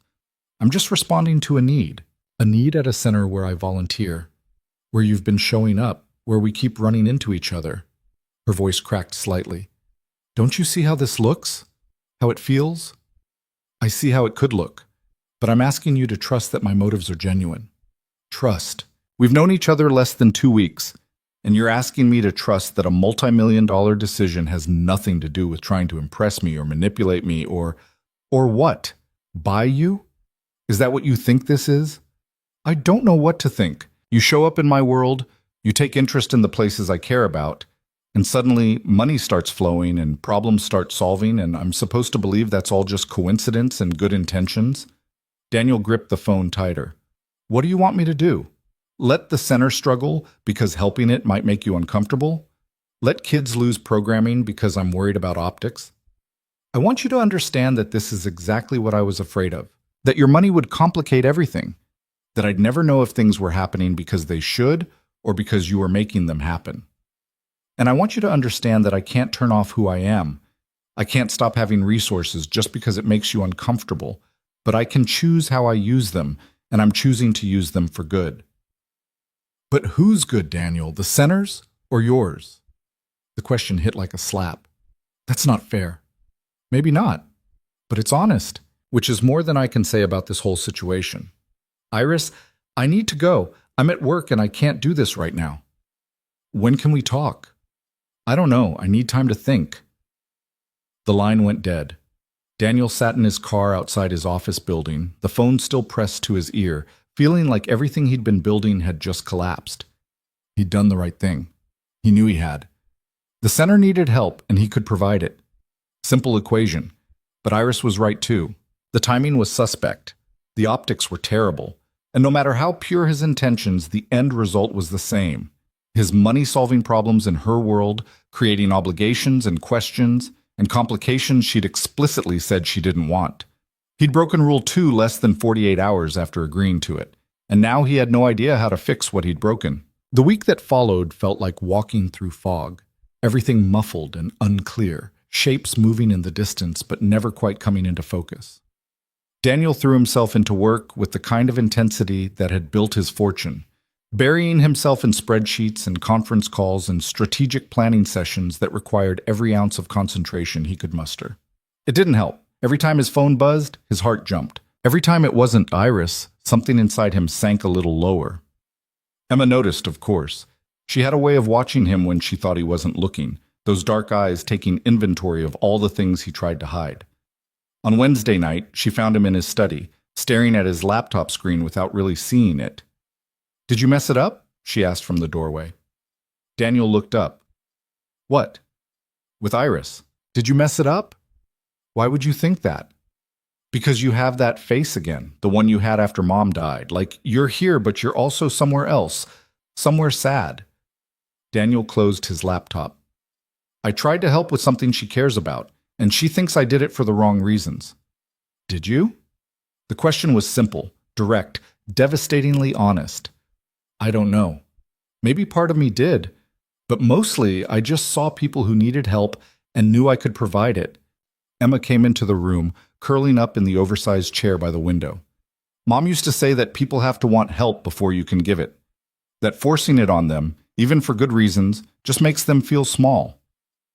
Your mother was very wise. So maybe you should ask Iris what she actually wants instead of deciding for her. She won't talk to me." "Have you tried?" Daniel pulled out his phone, scrolled to his conversation with Iris. The last message was his from Monday. "I'm sorry. Can we talk?" Delivered, read, unanswered. He'd sent 3 more texts over the following days.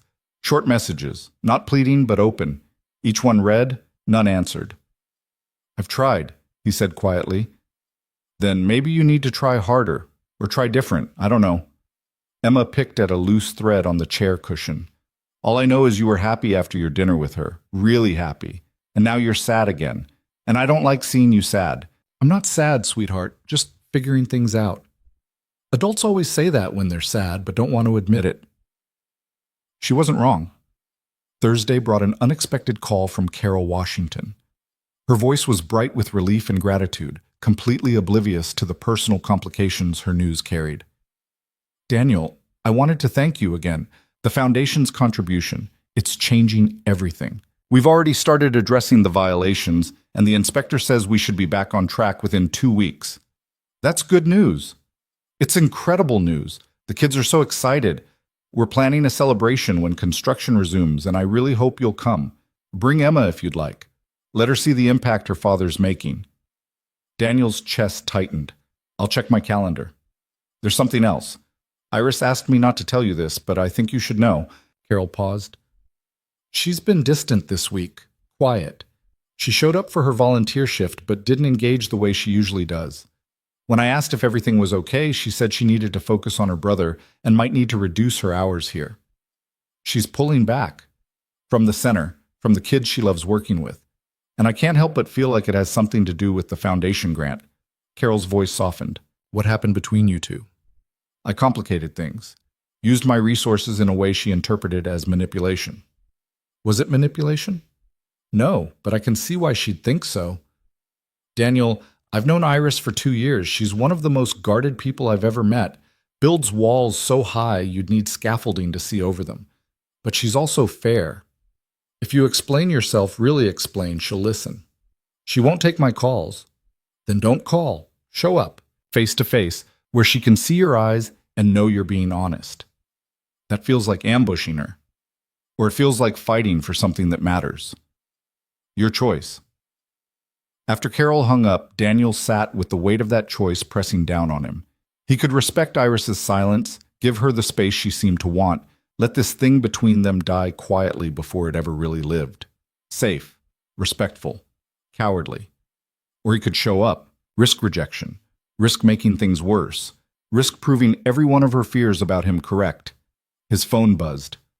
Richard, texting a photo of a news article. Hayes Foundation saves community center. Billionaire's generosity prevents closure. Below it, thought you wanted to keep this quiet? Daniel swore under his breath. Someone had leaked it, probably the inspector or a construction worker. Someone who saw a good story and couldn't resist sharing. Now it was public, complete with his name in the headline and speculation about his motivations. He clicked through to the article. The coverage was mostly positive, praising his philanthropy, highlighting the center's importance to the community, including quotes from Carol about the foundation's impact. But there, buried in the fourth paragraph, was the complication. Hayes has been spotted at the center multiple times in recent weeks, sparking questions about his personal interest in the facility's operations. Nothing explicitly wrong, nothing even particularly scandalous, but enough to confirm every suspicion Iris harbored about his motives. His phone rang. Iris. Daniel answered before the second ring. Hello? Did you see the article? Her voice was controlled, but he could hear the anger underneath. Just now, Iris, You didn't what? Didn't know it would become public? Didn't think people would connect dots? Didn't consider how this would look? I asked Carol to keep it quiet. Someone else leaked it. And you're surprised? Money this size doesn't stay secret, Daniel. Never does. And now everyone at the center is looking at me differently, wondering if I'm the reason you suddenly took such an interest. If I'm sleeping with you for foundation money, that's absurd. No one who knows you would think that. You'd be surprised what people think when a billionaire starts writing checks. Suddenly, everyone's got theories, everyone's got opinions, and I'm the one caught in the middle trying to explain something I don't even understand myself. Daniel gripped the phone tighter. I know I messed up. I should have talked to you before making the decision, should have considered how it would affect you personally, not just the center generally. You should have, but you didn't, because you're used to making decisions and having everyone be grateful. You're not used to someone questioning your motives or pushing back on your generosity. That's not fair, isn't it? Tell me honestly, if we hadn't had dinner Saturday night, would you have approved that funding so quickly? Daniel opened his mouth to answer, then closed it. The honest answer was complicated. Yes, he would have approved it eventually. The center needed it, and that's what the foundation existed for. But immediately? $3 million released with a single phone call? Without board review or additional due diligence? His silence was answer enough. That's what I thought, Iris said quietly. You bent your own rules for me, changed your process. And now I have to live with knowing that every kid who benefits, every program that runs, every improvement that happens, it's all tangled up with whatever this is between us. Would you have preferred I let the center suffer? I would have preferred you treat me like an equal instead of a problem to solve. I would have preferred honesty over grand gestures. I would have preferred, her voice caught, I would have preferred not to care about you at all, but it's too late for that now. The admission hung between them, raw and unexpected. Iris, I have to go. Tyler's home from school and I need to help with his college applications. Can we talk? In person? I don't know if that's a good idea. Please, just give me a chance to explain face to face, not over the phone where everything gets lost in translation. She was quiet for so long Daniel thought she'd hung up. Then, Saturday, 2:00, Riverside Park, by the fountain. If you're late, I'm leaving. I'll be there. The line went dead and Daniel sat holding the phone, feeling like he'd been granted a reprieve he didn't deserve but desperately needed. Friday crawled by with agonizing slowness. Daniel canceled afternoon meetings, delegated urgent decisions to Richard, and left the office early to pick up Emma from school. She climbed into the car with her usual energy, backpack bursting with papers and projects, already talking before her seatbelt clicked. Sophie's mom invited me for a sleepover tomorrow, but I said no because I thought maybe we could do something together. You and me. But if you have plans with Iris, I can go to Sophie's instead because her mom promised not to be weird this time. Daniel pulled into traffic. I do have plans with Iris, but they're just in the afternoon. We could do dinner. Just us? Really? Like go somewhere. Anywhere you want. Emma's face lit up. Can we go to that noodle place? The one with the big bowls and the dumplings? Chen's kitchen? Absolutely. Yes. She pumped her fist. Okay, so you meet Iris in the afternoon, make up with her, or whatever adults do when they fight, then we have noodles for dinner. Perfect plan. What makes you think we fought? Dad, I'm 9, not stupid. You've been moping all week and she finally called yesterday and you looked like someone who just got grounded. Obviously, you fought. We didn't fight exactly. We just had a disagreement about boundaries. About you helping the community center? Daniel glanced at her. How did you know about that? It was in the news. Mrs. Chen showed me the article. She said you were being very generous. And what did you think? Emma considered this with the seriousness she brought to important questions.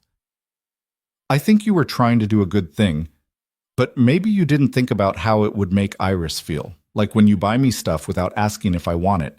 And I feel bad saying no because you're trying to be nice, but really I just wanted you to ask first. The comparison was uncomfortably accurate. That's very perceptive. I'm telling you, I'm wise. You should listen to me more often. That night, after Emma went to bed, Daniel found himself in Catherine's study, a room he'd kept exactly as she'd left it, books on the shelves, papers on the desk, reading glasses folded beside her favorite pen. He sat in her chair and felt the familiar ache of her absence. I don't know what I'm doing, he said to the empty room. I thought I was helping, thought I was being useful, but I just made everything more complicated. The silence didn't answer, but somehow sitting there helped. Catherine would have known what to do, would have navigated this with grace and wisdom, would have found the right words to explain his intentions without diminishing Iris's concerns. But Catherine was gone, and Daniel had to figure this out himself.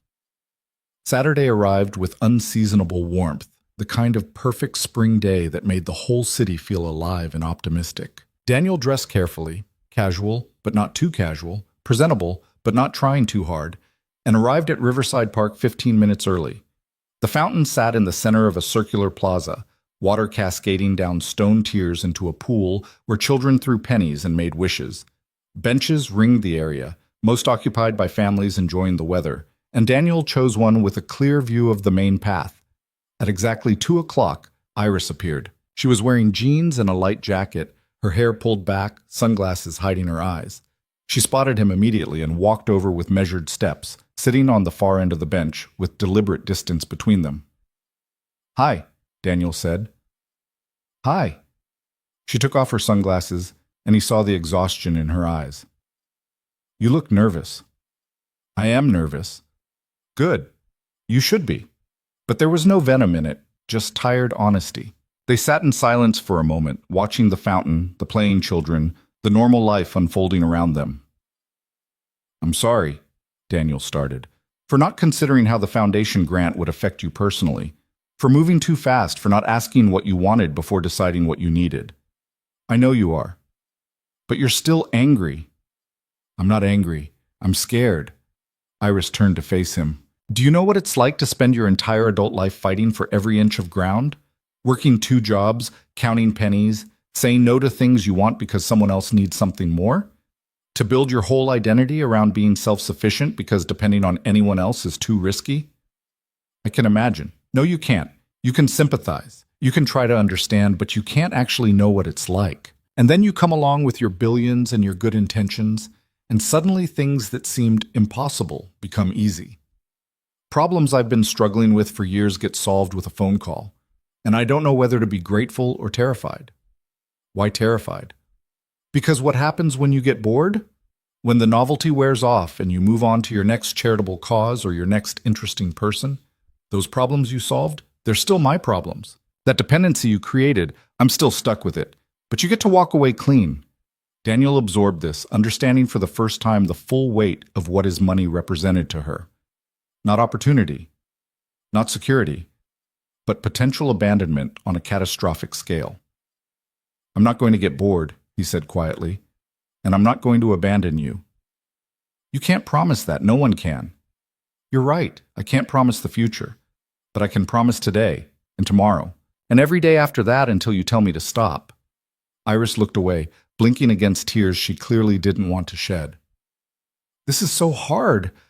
Being with you is like standing on a cliff, exhilarating and terrifying, and I can't tell if I'm about to fly or fall. Then let's step back from the cliff. Let's go slower, be more careful. You set the pace and I'll follow it. You're not good at following. I'll learn. A small child ran past, chasing a balloon that had escaped her grasp. Her mother followed, laughing, and they both collapsed on the grass in giggles. Iris watched them with something wistful in her expression. Tyler asked me about you, she said. He wanted to know who I had dinner with last Saturday. I told him a friend, and he didn't believe me. Said I don't have friends, which is depressingly accurate. What did you tell him? The truth. That I met someone unexpected, someone complicated, someone I'm not sure I'm brave enough to let in. And what did he say? He said I'm always brave about everything else, so why not this? Iris smiled slightly. 17-year-olds think they know everything. Sometimes they do. Sometimes. She turned back to Daniel. If we do this, if we really try this, I need you to understand something. I can't be your project. I can't be the thing you fix to feel good about yourself. I need to be your equal, even when the bank accounts say otherwise. You are my equal. Then treat me like it. Ask before you help. Listen before you solve. Trust that I know what I need, even if it's not what you think I should want. I can do that. Can you? Really? Because your instinct is to take charge, to make things happen, to use your resources to solve problems. That's who you are. And I'm asking you to fight that instinct when it comes to me. Daniel considered this carefully. She was right. Problem solving was hardwired into him, had been since long before he made his first million. The urge to fix, to improve, to make things better was as fundamental as breathing. I can try, he said honestly. I can't promise I'll always get it right, but I promise to try, to listen when you tell me I'm overstepping, to course correct when I mess up. That's all I'm asking. Try. She shifted on the bench, closing some of the distance between them. Not touching, but near enough that he could feel her warmth, catch the faint scent of whatever soap she used. Tell me about Emma, she said. Really tell me. Not the proud father version, but the complicated truth. So Daniel did. Told her about the nightmares Emma still had sometimes. Dreams of her mother slipping away no matter how tightly she held on. About the way she'd become fiercely independent, terrified of needing anyone too much. About the guilt he carried for not being enough, for not being able to fill the hole Catherine's death had left. She's amazing, he said. Stronger than I ever was at 9, braver than I am now. But she's also just a kid who lost her mom and is trying to figure out how to be okay with that. Does she know about me? She knows I met someone. Someone who makes me think about things differently. Someone who challenges me in ways I didn't know I needed. That's a lot of pressure for a second date that hasn't even happened yet. Is this a second date? Iris looked at him, really looked, and something in her expression softened. I don't know what this is, but I'm willing to find out. That's enough. That's more than enough. They sat together as the afternoon stretched long and golden, talking about smaller things, her brother's college applications, Emma's upcoming school play, the small dailiness of life that forms the foundation beneath the dramatic moments. And slowly, incrementally, the tension eased into something more comfortable.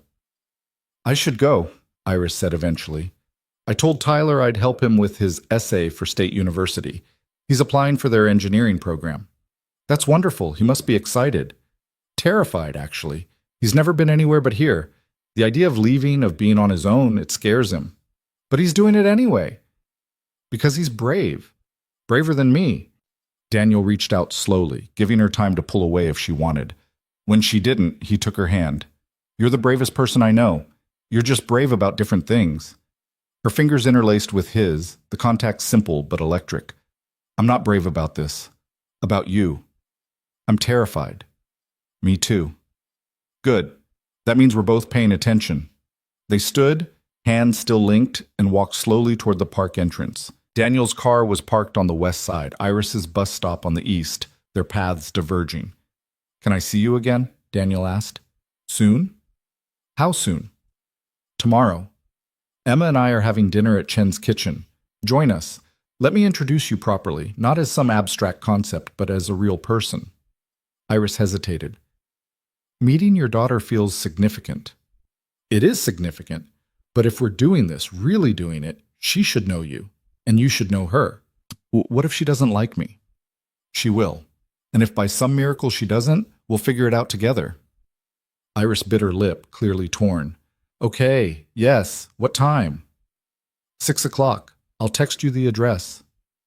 Daniel? Yeah? Thank you for showing up today, for not giving up when I pushed you away. Thank you for giving me another chance. They separated at the park gates, moving in opposite directions, and Daniel felt lighter than he had all week. It wasn't fixed. Whatever this was between them was still fragile, still complicated, still weighted with all the things that made them impossible on paper. But it was alive, still growing, still possible. His phone buzzed as he reached his car. Iris, that thing you did at the community center, the foundation grant, I'm still processing it, still figuring out how I feel. But the kids there, the families, they needed it. So even though the timing was messy and the optics were terrible, thank you for caring enough to help. Daniel stared at the message, reading it 3 times, feeling something tight in his chest finally loosen. The center does important work. I'm glad the foundation could support it. And for what it's worth, I'd have approved the grant regardless. You just made me move faster than I otherwise might have. That's either very sweet or very problematic. I haven't decided which. Can it be both? With you, everything seems to be both. He drove home smiling, feeling like maybe, just maybe, they were finding their way toward something that could work. Emma was waiting when he arrived, practically vibrating with barely contained questions. Well, how did it go? Are you still together? Is she coming to dinner tomorrow? Slow down. Yes, it went well. We're figuring things out. And yes, she's coming to dinner tomorrow. Emma threw her arms around him. I knew you could do it. I knew if you just showed up and were honest, she'd give you another chance. When did you become a relationship expert? I watch a lot of TV, remember? Plus, Mom used to tell me stories about how you two met, how you messed up like 1,000,000 times before you figured out how to be a good boyfriend. Your mother exaggerated. She said you showed up at her apartment at midnight with flowers after your first fight because you couldn't stand the idea of her going to bed angry. Daniel smiled at the memory. That part's true. So you've always been dramatic about relationships. At least you're consistent. That night, after Emma was in bed, Daniel sat in his study with a glass of wine, thinking about consistency and change, about who he'd been with Catherine and who he was becoming with Iris. Different people, different circumstances, different challenges. But maybe that was okay. Maybe growth meant letting go of the idea that love had to look the same every time, feel the same, follow the same patterns. His phone buzzed one more time. Iris again. I'm nervous about tomorrow, about meeting Emma. What if I say something wrong? You won't. You don't know that. I know you. You're thoughtful and kind and careful with people's feelings. Emma will see that. I hope you're right. I am. Now get some sleep. Tomorrow's going to be good. I promise. Good night, Daniel. Good night, Iris. He sat in the quiet darkness, the city lights twinkling through his windows, and let himself feel hopeful. It was fragile, this hope, built on nothing more substantial than honest conversations and the willingness to keep trying. But it was real. And for the first time since Catherine's death, real felt like enough. Sunday arrived with a kind of nervous energy that made even simple tasks feel monumental. Daniel changed his shirt 3 times before Emma finally intervened, standing in his doorway with her hands on her hips in a pose that was pure Catherine. Dad, you look fine. Actually, you looked fine 2 shirts ago. Stop being weird. I'm not being weird. You're being super weird. It's just dinner. It's dinner where you're meeting Iris. That's not just anything. Emma's expression softened. Are you worried I won't like her? I'm worried about a lot of things. She came into the room and sat on the edge of his bed. Do you like her? Like really like her? Daniel sat beside his daughter, feeling the weight of honesty pressing down. I do. More than I expected to. More than I know what to do with sometimes. Does she make you happy? She makes me feel things I haven't felt in a long time. Happy is part of it, but also challenged, uncertain, hopeful. She doesn't let me hide behind work or money or anything else. She makes me be real. Then I'll like her, Emma said simply. Because you deserve to be happy. And if she makes you happy, that's enough for me. It might be complicated. She has a brother who depends on her, responsibilities that won't go away just because we're together, and we come from very different worlds. Mom used to say that differences make things interesting. That if everyone was the same, life would be boring. Your mother was very wise. I know. I got all my wisdom from her. Emma grinned. The good looks I got from you, though, so I guess we're even. Daniel laughed and pulled her into a hug. When did you get so grown up? I've been telling you. I've always been wise. You're just finally noticing. They arrived at Chen's kitchen 15 minutes early, the small restaurant already filling with the Sunday dinner crowd. The owner, Mr. Chen, greeted them with the warmth of someone who'd known them for years, leading them to a booth near the window. Your usual table, Mr. Hayes, and Miss Emma, I have fresh dumplings just for you. Thank you, Mr. Chen. Emma bounced in her seat. Can we get the big noodle bowl, too? Of course, of course. Are you expecting someone else tonight? My dad's friend is coming, Emma said, with emphasis on the word friend that made Daniel both proud and embarrassed. Wonderful. I'll bring an extra menu. As Mr. Chen departed, Emma leaned across the table. So what's she like? Really like? You've told me some stuff, but I want details. She's kind, strong. She volunteers at a community center helping kids even though she works 2 jobs. She puts her brother first always. She's careful with people's feelings, but doesn't let anyone take advantage of her. Does she know you're rich? She does now. She didn't at first. Did that change things? Daniel considered how to answer. It complicated things. Made her worry about my motives, but we're working through it. Good. Because if she only liked you for your money, that would be gross. Iris is the least interested in money of anyone I've ever met. Emma nodded, satisfied. Okay. I think I'm going to like her. At 6 o'clock exactly, the restaurant door opened and Iris stepped inside.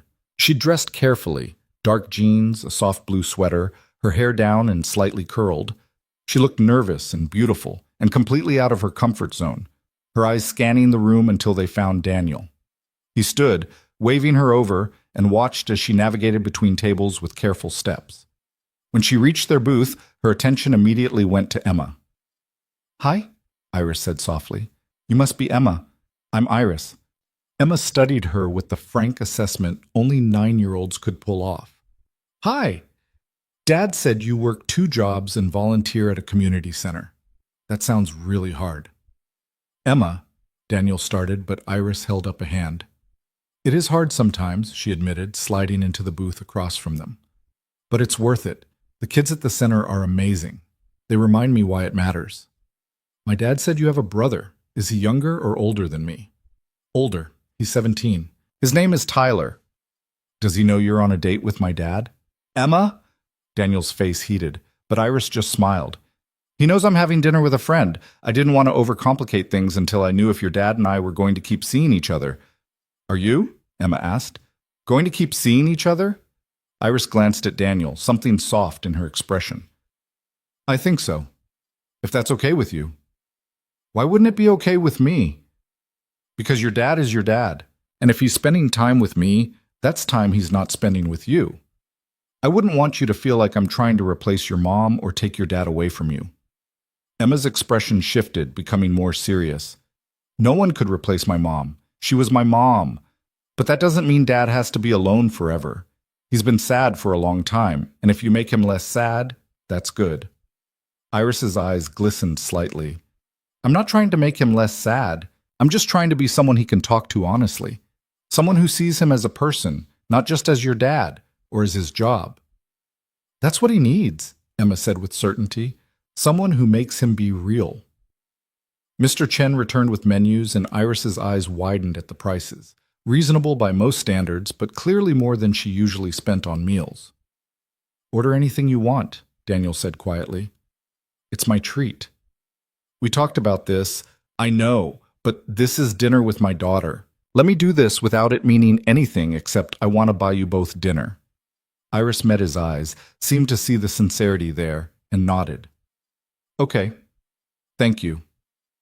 They ordered dumplings and spring rolls to share, the large noodle bowl Emma loved, and dishes Mr. Chen recommended with enthusiasm.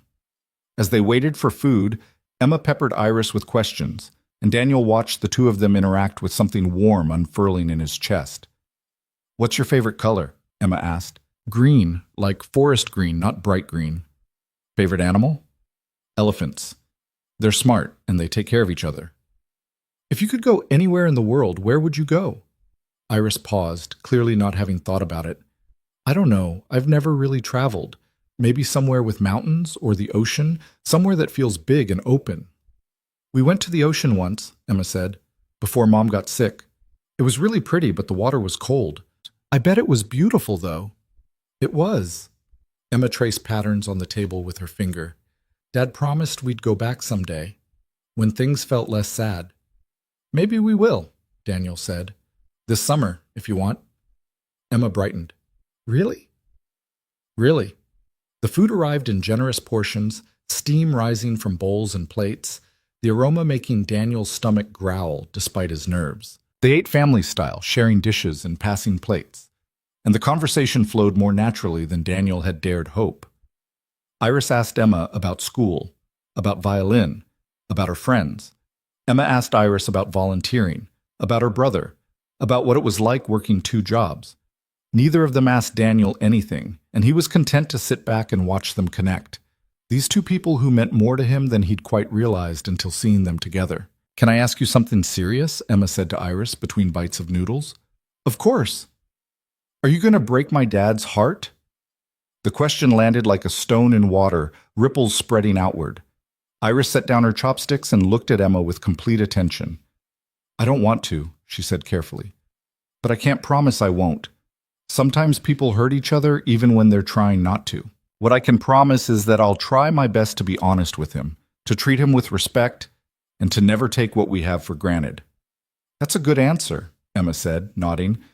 Better than saying you won't, because that would be a lie, and I don't like liars. I don't like them either. Okay, then I think we're going to be friends. Iris smiled, genuine and warm. I'd like that. They finished dinner with easy conversation and too much food, leaving them pleasantly full and slightly sleepy. As Mr. Chen cleared their plates, Emma excused herself to the restroom, leaving Daniel and Iris alone at the table. She's wonderful, Iris said quietly. You've done an incredible job with her. She's done an incredible job despite me, I think. Don't sell yourself short. She's confident, thoughtful, emotionally intelligent. That doesn't happen by accident. She gets that from her mother. Maybe some of it, but you're the one who's been there every day for the past 3 years. You're the one who's shown up and held space for her grief while dealing with your own. That matters. Daniel reached across the table, taking Iris's hand. Thank you for coming tonight, for being so good with Emma, for giving this a real chance. Thank you for including me, for trusting me with someone so important to you, Emma returned, catching their linked hands and grinning. You guys are cute, just so you know. Emma, what? You are. It's a fact. They left the restaurant into the cool evening, bellies full and spirits lighter. Daniel's car was parked nearby, and they walked together slowly, none of them quite ready for the evening to end. Can Iris come over? Emma asked suddenly. Just for a little while? I want to show her my room. Daniel looked at Iris. You don't have to. I'd like to, Iris interrupted. If that's okay. I promised Tyler I'd be home by 9, but I have time. So they drove to Daniel's house, Emma chattering the whole way about her stuffed animal collection and her art projects and the book she was reading. When they pulled through the gates and the house came into view, Iris went very quiet. This is where you live? She asked softly. It's too big, Daniel admitted, but Emma loves it, and I haven't had the heart to downsize. Too big, Iris repeated, staring at the sprawling structure with its perfect landscaping and security gates. Daniel, this isn't a house. This is an estate. It's just where we sleep. Just where you sleep, she echoed, and he could hear the distance creeping back into her voice. But then Emma grabbed Iris's hand. Come on, wait until you see my room. Dad let me paint one wall purple, and Mom would have hated it. But it's perfect. They went inside, and Daniel watched Iris take in the marble entryway, the sweeping staircase, the artwork that cost more than most people made in a year. He saw her shoulders tense, saw her building walls again, and silently cursed himself for not thinking this through. But Emma's enthusiasm was infectious, pulling Iris up the stairs and down the hall to her room, which was a cheerful chaos of creativity and comfort. Here, surrounded by Emma's personality rather than Daniel's wealth, Iris relaxed slightly. "This is amazing," she said, looking at the walls covered in Emma's artwork, the shelves overflowing with books and treasures, the cozy reading nook by the window. "I know, right? Dad says it's organized chaos, but I know where everything is. That's the best kind of organization." They spent 20 minutes in Emma's room looking at art projects and hearing stories about school adventures, until Iris checked her phone and reluctantly said she needed to go. "Tyler's expecting me, and I have an early shift tomorrow." "I'll drive you home," Daniel offered. "The bus is fine. Please, it's late, and I'd feel better knowing you got home safely." Iris looked like she might argue, but Emma interceded. "Let him drive you. Otherwise, he'll just worry all night and be grumpy tomorrow." "Fine, but just a ride. No walking me to my door or anything." "Deal."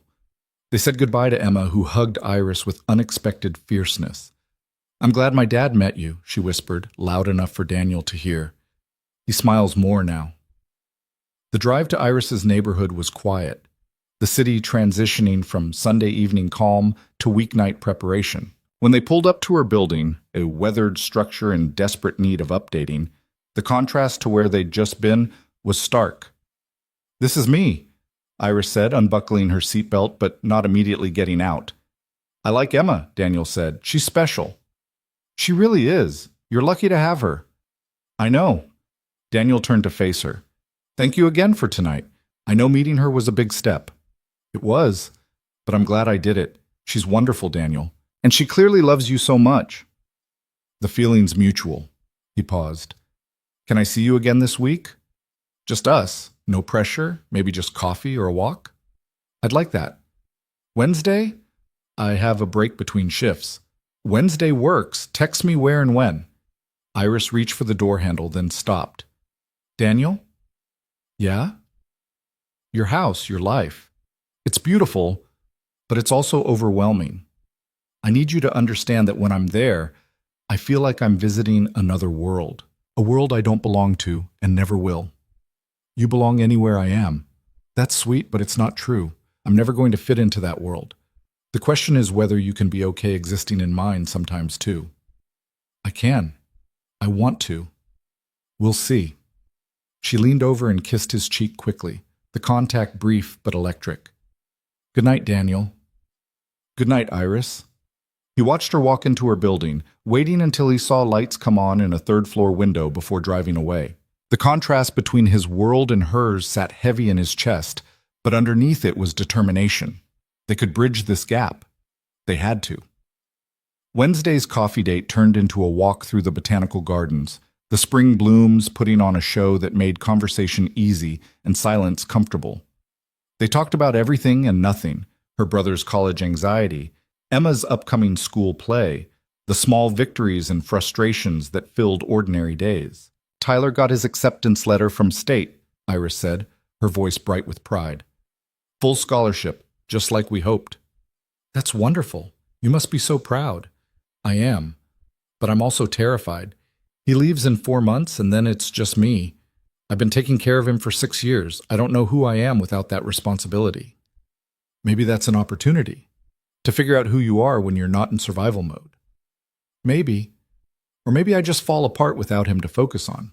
Daniel stopped walking, turning to face her. "You won't fall apart.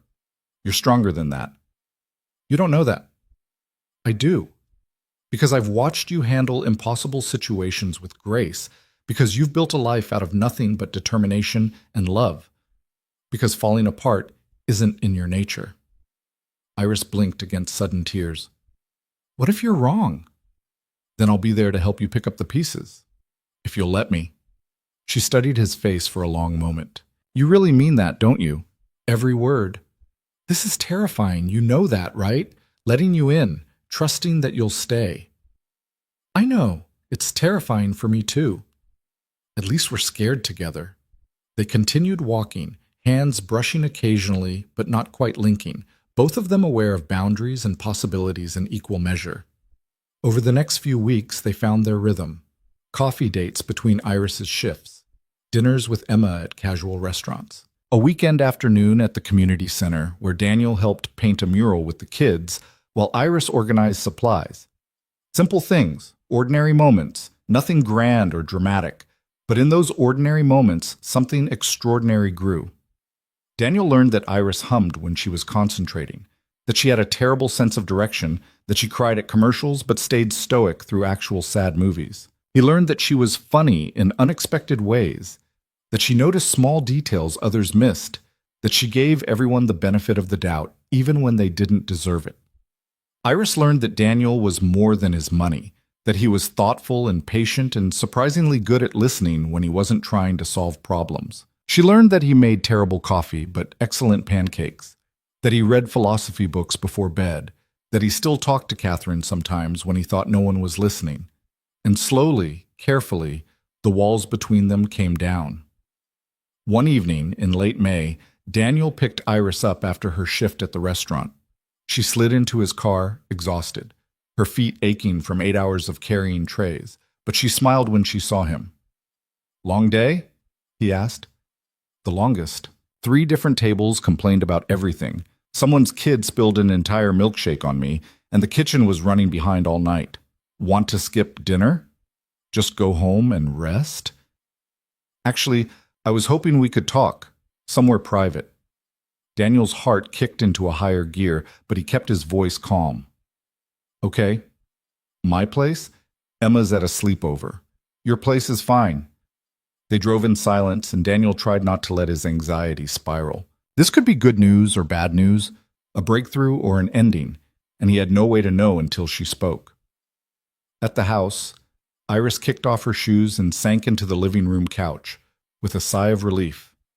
Daniel brought her water and sat beside her, waiting. "I've been thinking," she began, "about us, about how this has been going. Okay?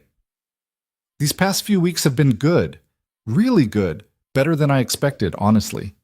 But I'm leaving something out, something important that you need to know before we go any further." Daniel's chest tightened. "What is it?" Iris took a breath. "When Tyler leaves for college in August, I'm going to have to make some changes. The apartment we're in now, I only afford it because Tyler contributes from his part-time job. Once he's gone, I won't be able to make rent on my own. I'll have to move somewhere cheaper, probably farther from the city, which means longer commutes, less time for volunteering, maybe even having to give up one of my jobs." "Iris, let me finish. I'm telling you this because I need you to understand that my life is about to get harder, not easier, more complicated, not less. And if you're looking for someone without baggage, someone who can fit neatly into your world, I'm not that person. I'm the person who's about to be scrambling to survive again." But that Daniel absorbed this, understanding what she was really asking. "What do you want from me, right now, in this moment? I want you to tell me honestly if that's too much. If my reality is too messy for what you're looking for, because I'd rather know now than 6 months from now when I'm already too invested to walk away without it destroying me. Can I say something without you thinking I'm trying to fix things? You can try. Your reality isn't too messy. Your life isn't too complicated. You're not too much of anything except maybe too brave and too stubborn for your own good." He took her hand. "I don't want someone who fits neatly into my world. I want someone who challenges me to exist outside of it. Someone who reminds me that money doesn't solve everything and that the most important things can't be bought." That sounds good in theory. It's not theory. It's what I feel every time I'm with you. You make me better, Iris. Not because you try to change me, but because you hold up a mirror and make me see who I actually am versus who I've convinced myself I should be. Iris's eyes shimmered with unshed tears. "What are you saying?" "I'm saying that whatever changes you're facing, we face them together. Not with me throwing money at problems, but with us figuring out solutions as partners. Maybe that means you move to a different apartment and I help you pack boxes. Maybe it means we have dinner at your place instead of restaurants because that's what fits your budget. Maybe it means I learn to exist in your world instead of always asking you to visit mine." "You do that? Really?" "I want to try. If you'll let me." Iris pulled her hand away, standing and walking to the window that overlooked the garden. "There's something else, something I haven't told you because I was afraid of how you'd react." "Tell me." "When my parents died, they had life insurance. Not a lot, but enough that Tyler and I weren't completely destitute. I put it all in trust for Tyler's education, every penny, because that felt more important than anything I needed. But there were people, relatives, friends of my parents, who thought I was being stupid, that I should use some of it for myself, get my own education, invest in my own future. But you didn't. No, because Tyler was 13 and I was 21, and someone had to make the sacrifice. Someone had to be the adult. She turned to face him. I don't regret it. I'd make the same choice again. But sometimes I wonder who I could have been if I'd chosen differently, if I'd been selfish instead of selfless. You're not selfish for wondering that. Maybe not, but I need you to understand that I'm never going to be the person who puts myself first. Tyler comes first. The kids at the center come first. My responsibilities come first. And if you're with me, you're signing up for someone who will always have competing priorities. Daniel crossed the room, stopping just in front of her. I have competing priorities too. Emma will always come first for me. My company employs hundreds of people whose livelihoods depend on my decisions. I can't just abandon those responsibilities. So maybe instead of competing, our priorities complement each other. Maybe we both understand what it means to put others first, and that understanding becomes the foundation instead of the obstacle. You make it sound simple. It's not simple, but it might be possible. Iris looked up at him, and in her eyes he saw hope fighting with fear, possibility battling with protection. I'm still scared. Me too. But you want to try anyway? I do. Do you? She nodded slowly. I do. Daniel pulled her into his arms, feeling her relax against him, feeling the walls between them finally, fully coming down. They stood there for a long moment, just breathing together, just being present. Can I tell you something? Iris whispered against his chest. Anything. That first night at the restaurant when you were sitting alone, I almost didn't approach you. I almost just went home. But something made me speak up, made me take the risk. I'm glad you did. Me too, because you're not what I expected. You're better. Daniel kissed the top of her head. You're everything I didn't know I needed. They moved to the couch, curling up together, and talked until nearly midnight about futures and possibilities, about Tyler's college plans and Emma's upcoming play, about the small dailiness of building a life together across the gap between their worlds. When Daniel drove Iris home, she kissed him properly for the first time. Not a quick peck on the cheek, but a real kiss, full of promise and possibility and everything they were too scared to say out loud. Wednesday? She asked as she got out of the car. Wednesday. And Thursday. And Friday if you're free. Greedy. When it comes to you, absolutely. She laughed and headed inside, and Daniel drove home feeling like he was floating. The weeks that followed brought new rhythms and new challenges. Emma's school play arrived, and Iris sat beside Daniel in the auditorium, applauding wildly when Emma took her bow. Tyler's graduation came next, and Daniel attended with Iris, watching her cry proud tears as her brother walked across the stage. I did it, she whispered to Daniel. I got him here. He's going to be okay. You did more than that. You gave him a future. In early June, Daniel took both Emma and Iris to the ocean, renting a beach house for a long weekend that was perfect in its imperfection. Sandy floors and sunburns, and Emma teaching Iris to boogie board in the cold Pacific water. They built sandcastles and ate ice cream and stayed up late talking around a bonfire. And for those 3 days, the complications fell away. One evening, as Emma slept inside and Daniel and Iris sat watching the waves, she rested her head on his shoulder. I could get used to this, she said softly. Good. Because I'm planning to make it a regular thing. Tyler leaves in 6 weeks. I know. I'm going to fall apart a little when he goes.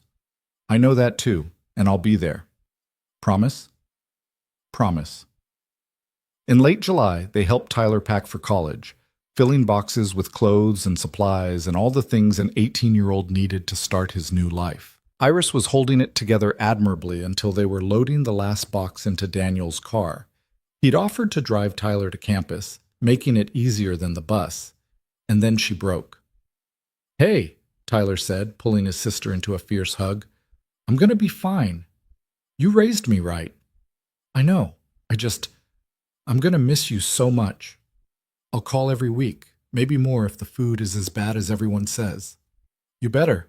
And you better study hard and make good choices and remember everything you taught me. I will. I promise. Daniel watched them say goodbye, understanding the weight of this moment. 6 years of sacrifice, of fighting and struggling and protecting, coming to fruition. This was what Iris had worked for, what she'd given everything to achieve. The drive to campus took 3 hours, and Tyler peppered Daniel with questions about college, about business, about life. When they arrived and started unloading, Iris appeared from the car, pale but determined. I wanted to help settle him in, she explained. One last time. They spent the afternoon arranging Tyler's dorm room, meeting his roommate, attending orientation sessions. As evening approached and it was time to leave, Tyler hugged his sister one more time. Thank you, he said, for everything. I know what you gave up for me. You were worth it. You'll always be worth it. And Iris? Daniel's good for you. Don't push him away just because you're scared. When did my little brother get so wise? I learned from the best. On the drive home, Iris was quiet, staring out the window at the landscape passing by. Daniel didn't push, just drove and let her process. Finally, she spoke.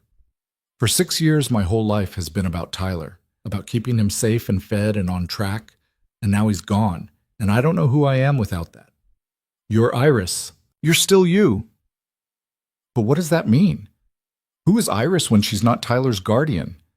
Daniel pulled over at a rest stop, turning to face her. You're someone who volunteers at a community center because kids need you. Someone who works hard and doesn't complain. Someone who's kind and thoughtful and braver than she knows. Tyler leaving doesn't change any of that. It changes everything. It changes circumstances, but not character. Iris wiped at her eyes. I'm terrified of being alone. You're not alone. You have me. You have Emma. You have the people at the center who love you. You have a whole network of people who care about you if you'd let yourself see it. I'm not good at asking for help. I've noticed, but maybe it's time to learn. She laughed despite her tears. You're not going to make this easy, are you? Not even a little bit. They sat in the parking lot as the sun set, talking through fear and possibility, until Iris felt steady enough to continue the drive home. The next few weeks were an adjustment. Iris moved to a smaller apartment in a neighborhood Daniel had researched carefully. Affordable but safe, close to her jobs and the community center.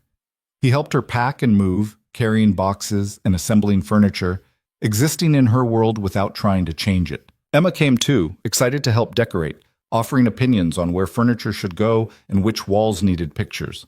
The three of them worked together, and by the end of the day, the small space felt like home. It's perfect, Iris said, looking around at the modest living room. Small, but perfect. It suits you, Daniel agreed. That evening, after Emma had gone home with Mrs. Chen, Daniel and Iris sat on her new couch, takeout containers scattered on the coffee table. Thank you, she said, for today, for the past few months, for everything. You don't need to thank me. I do. Because you could have walked away at any point. This hasn't been easy. I haven't been easy. But you stayed. I stayed because I wanted to, because being with you, even when it's complicated, is better than not being with you. Iris turned to face him fully. I love you. I've been too scared to say it, but I do. I love you. The words hung in the air between them, precious and fragile. I love you too, Daniel said. I have for a while now. Since when? Since that first night, maybe, or the community center, or maybe it's been building this whole time and I only just recognized it for what it was. What happens now? Now we keep doing what we've been doing, taking it day by day, figuring it out as we go. That's not very romantic. Maybe not, but it's real, and real is what we need. She kissed him, and it felt like a promise, like a commitment to all the complicated, messy, beautiful possibility ahead of them. 6 months later, on a cold December evening, Daniel found himself back at Chateau Bleu.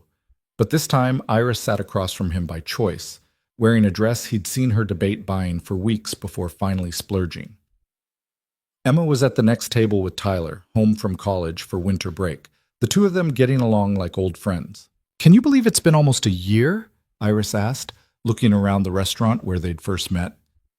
Best blind date I never had, Daniel replied. You know what I realized recently? That night when I walked over to your table, I was terrified. But I did it anyway because sitting alone felt worse than risking rejection. I'm glad you were brave. Me too. She reached across the table, taking his hand. We've come a long way. We have. You moved apartments. I learned to ride the bus. Emma and Tyler became friends. You convinced me to volunteer at the center. Where you're terrible at arts and crafts, but the kids love you anyway. They love my wallet, Daniel corrected. They love you. There's a difference. Emma appeared beside their table, Tyler trailing behind. Can we order dessert? Tyler's never had the chocolate souffle here. Of course, Daniel said. Order whatever you want. After they left, Iris shook her head. 6 months ago, Tyler would have been suspicious of you. Now he's asking your advice about internships.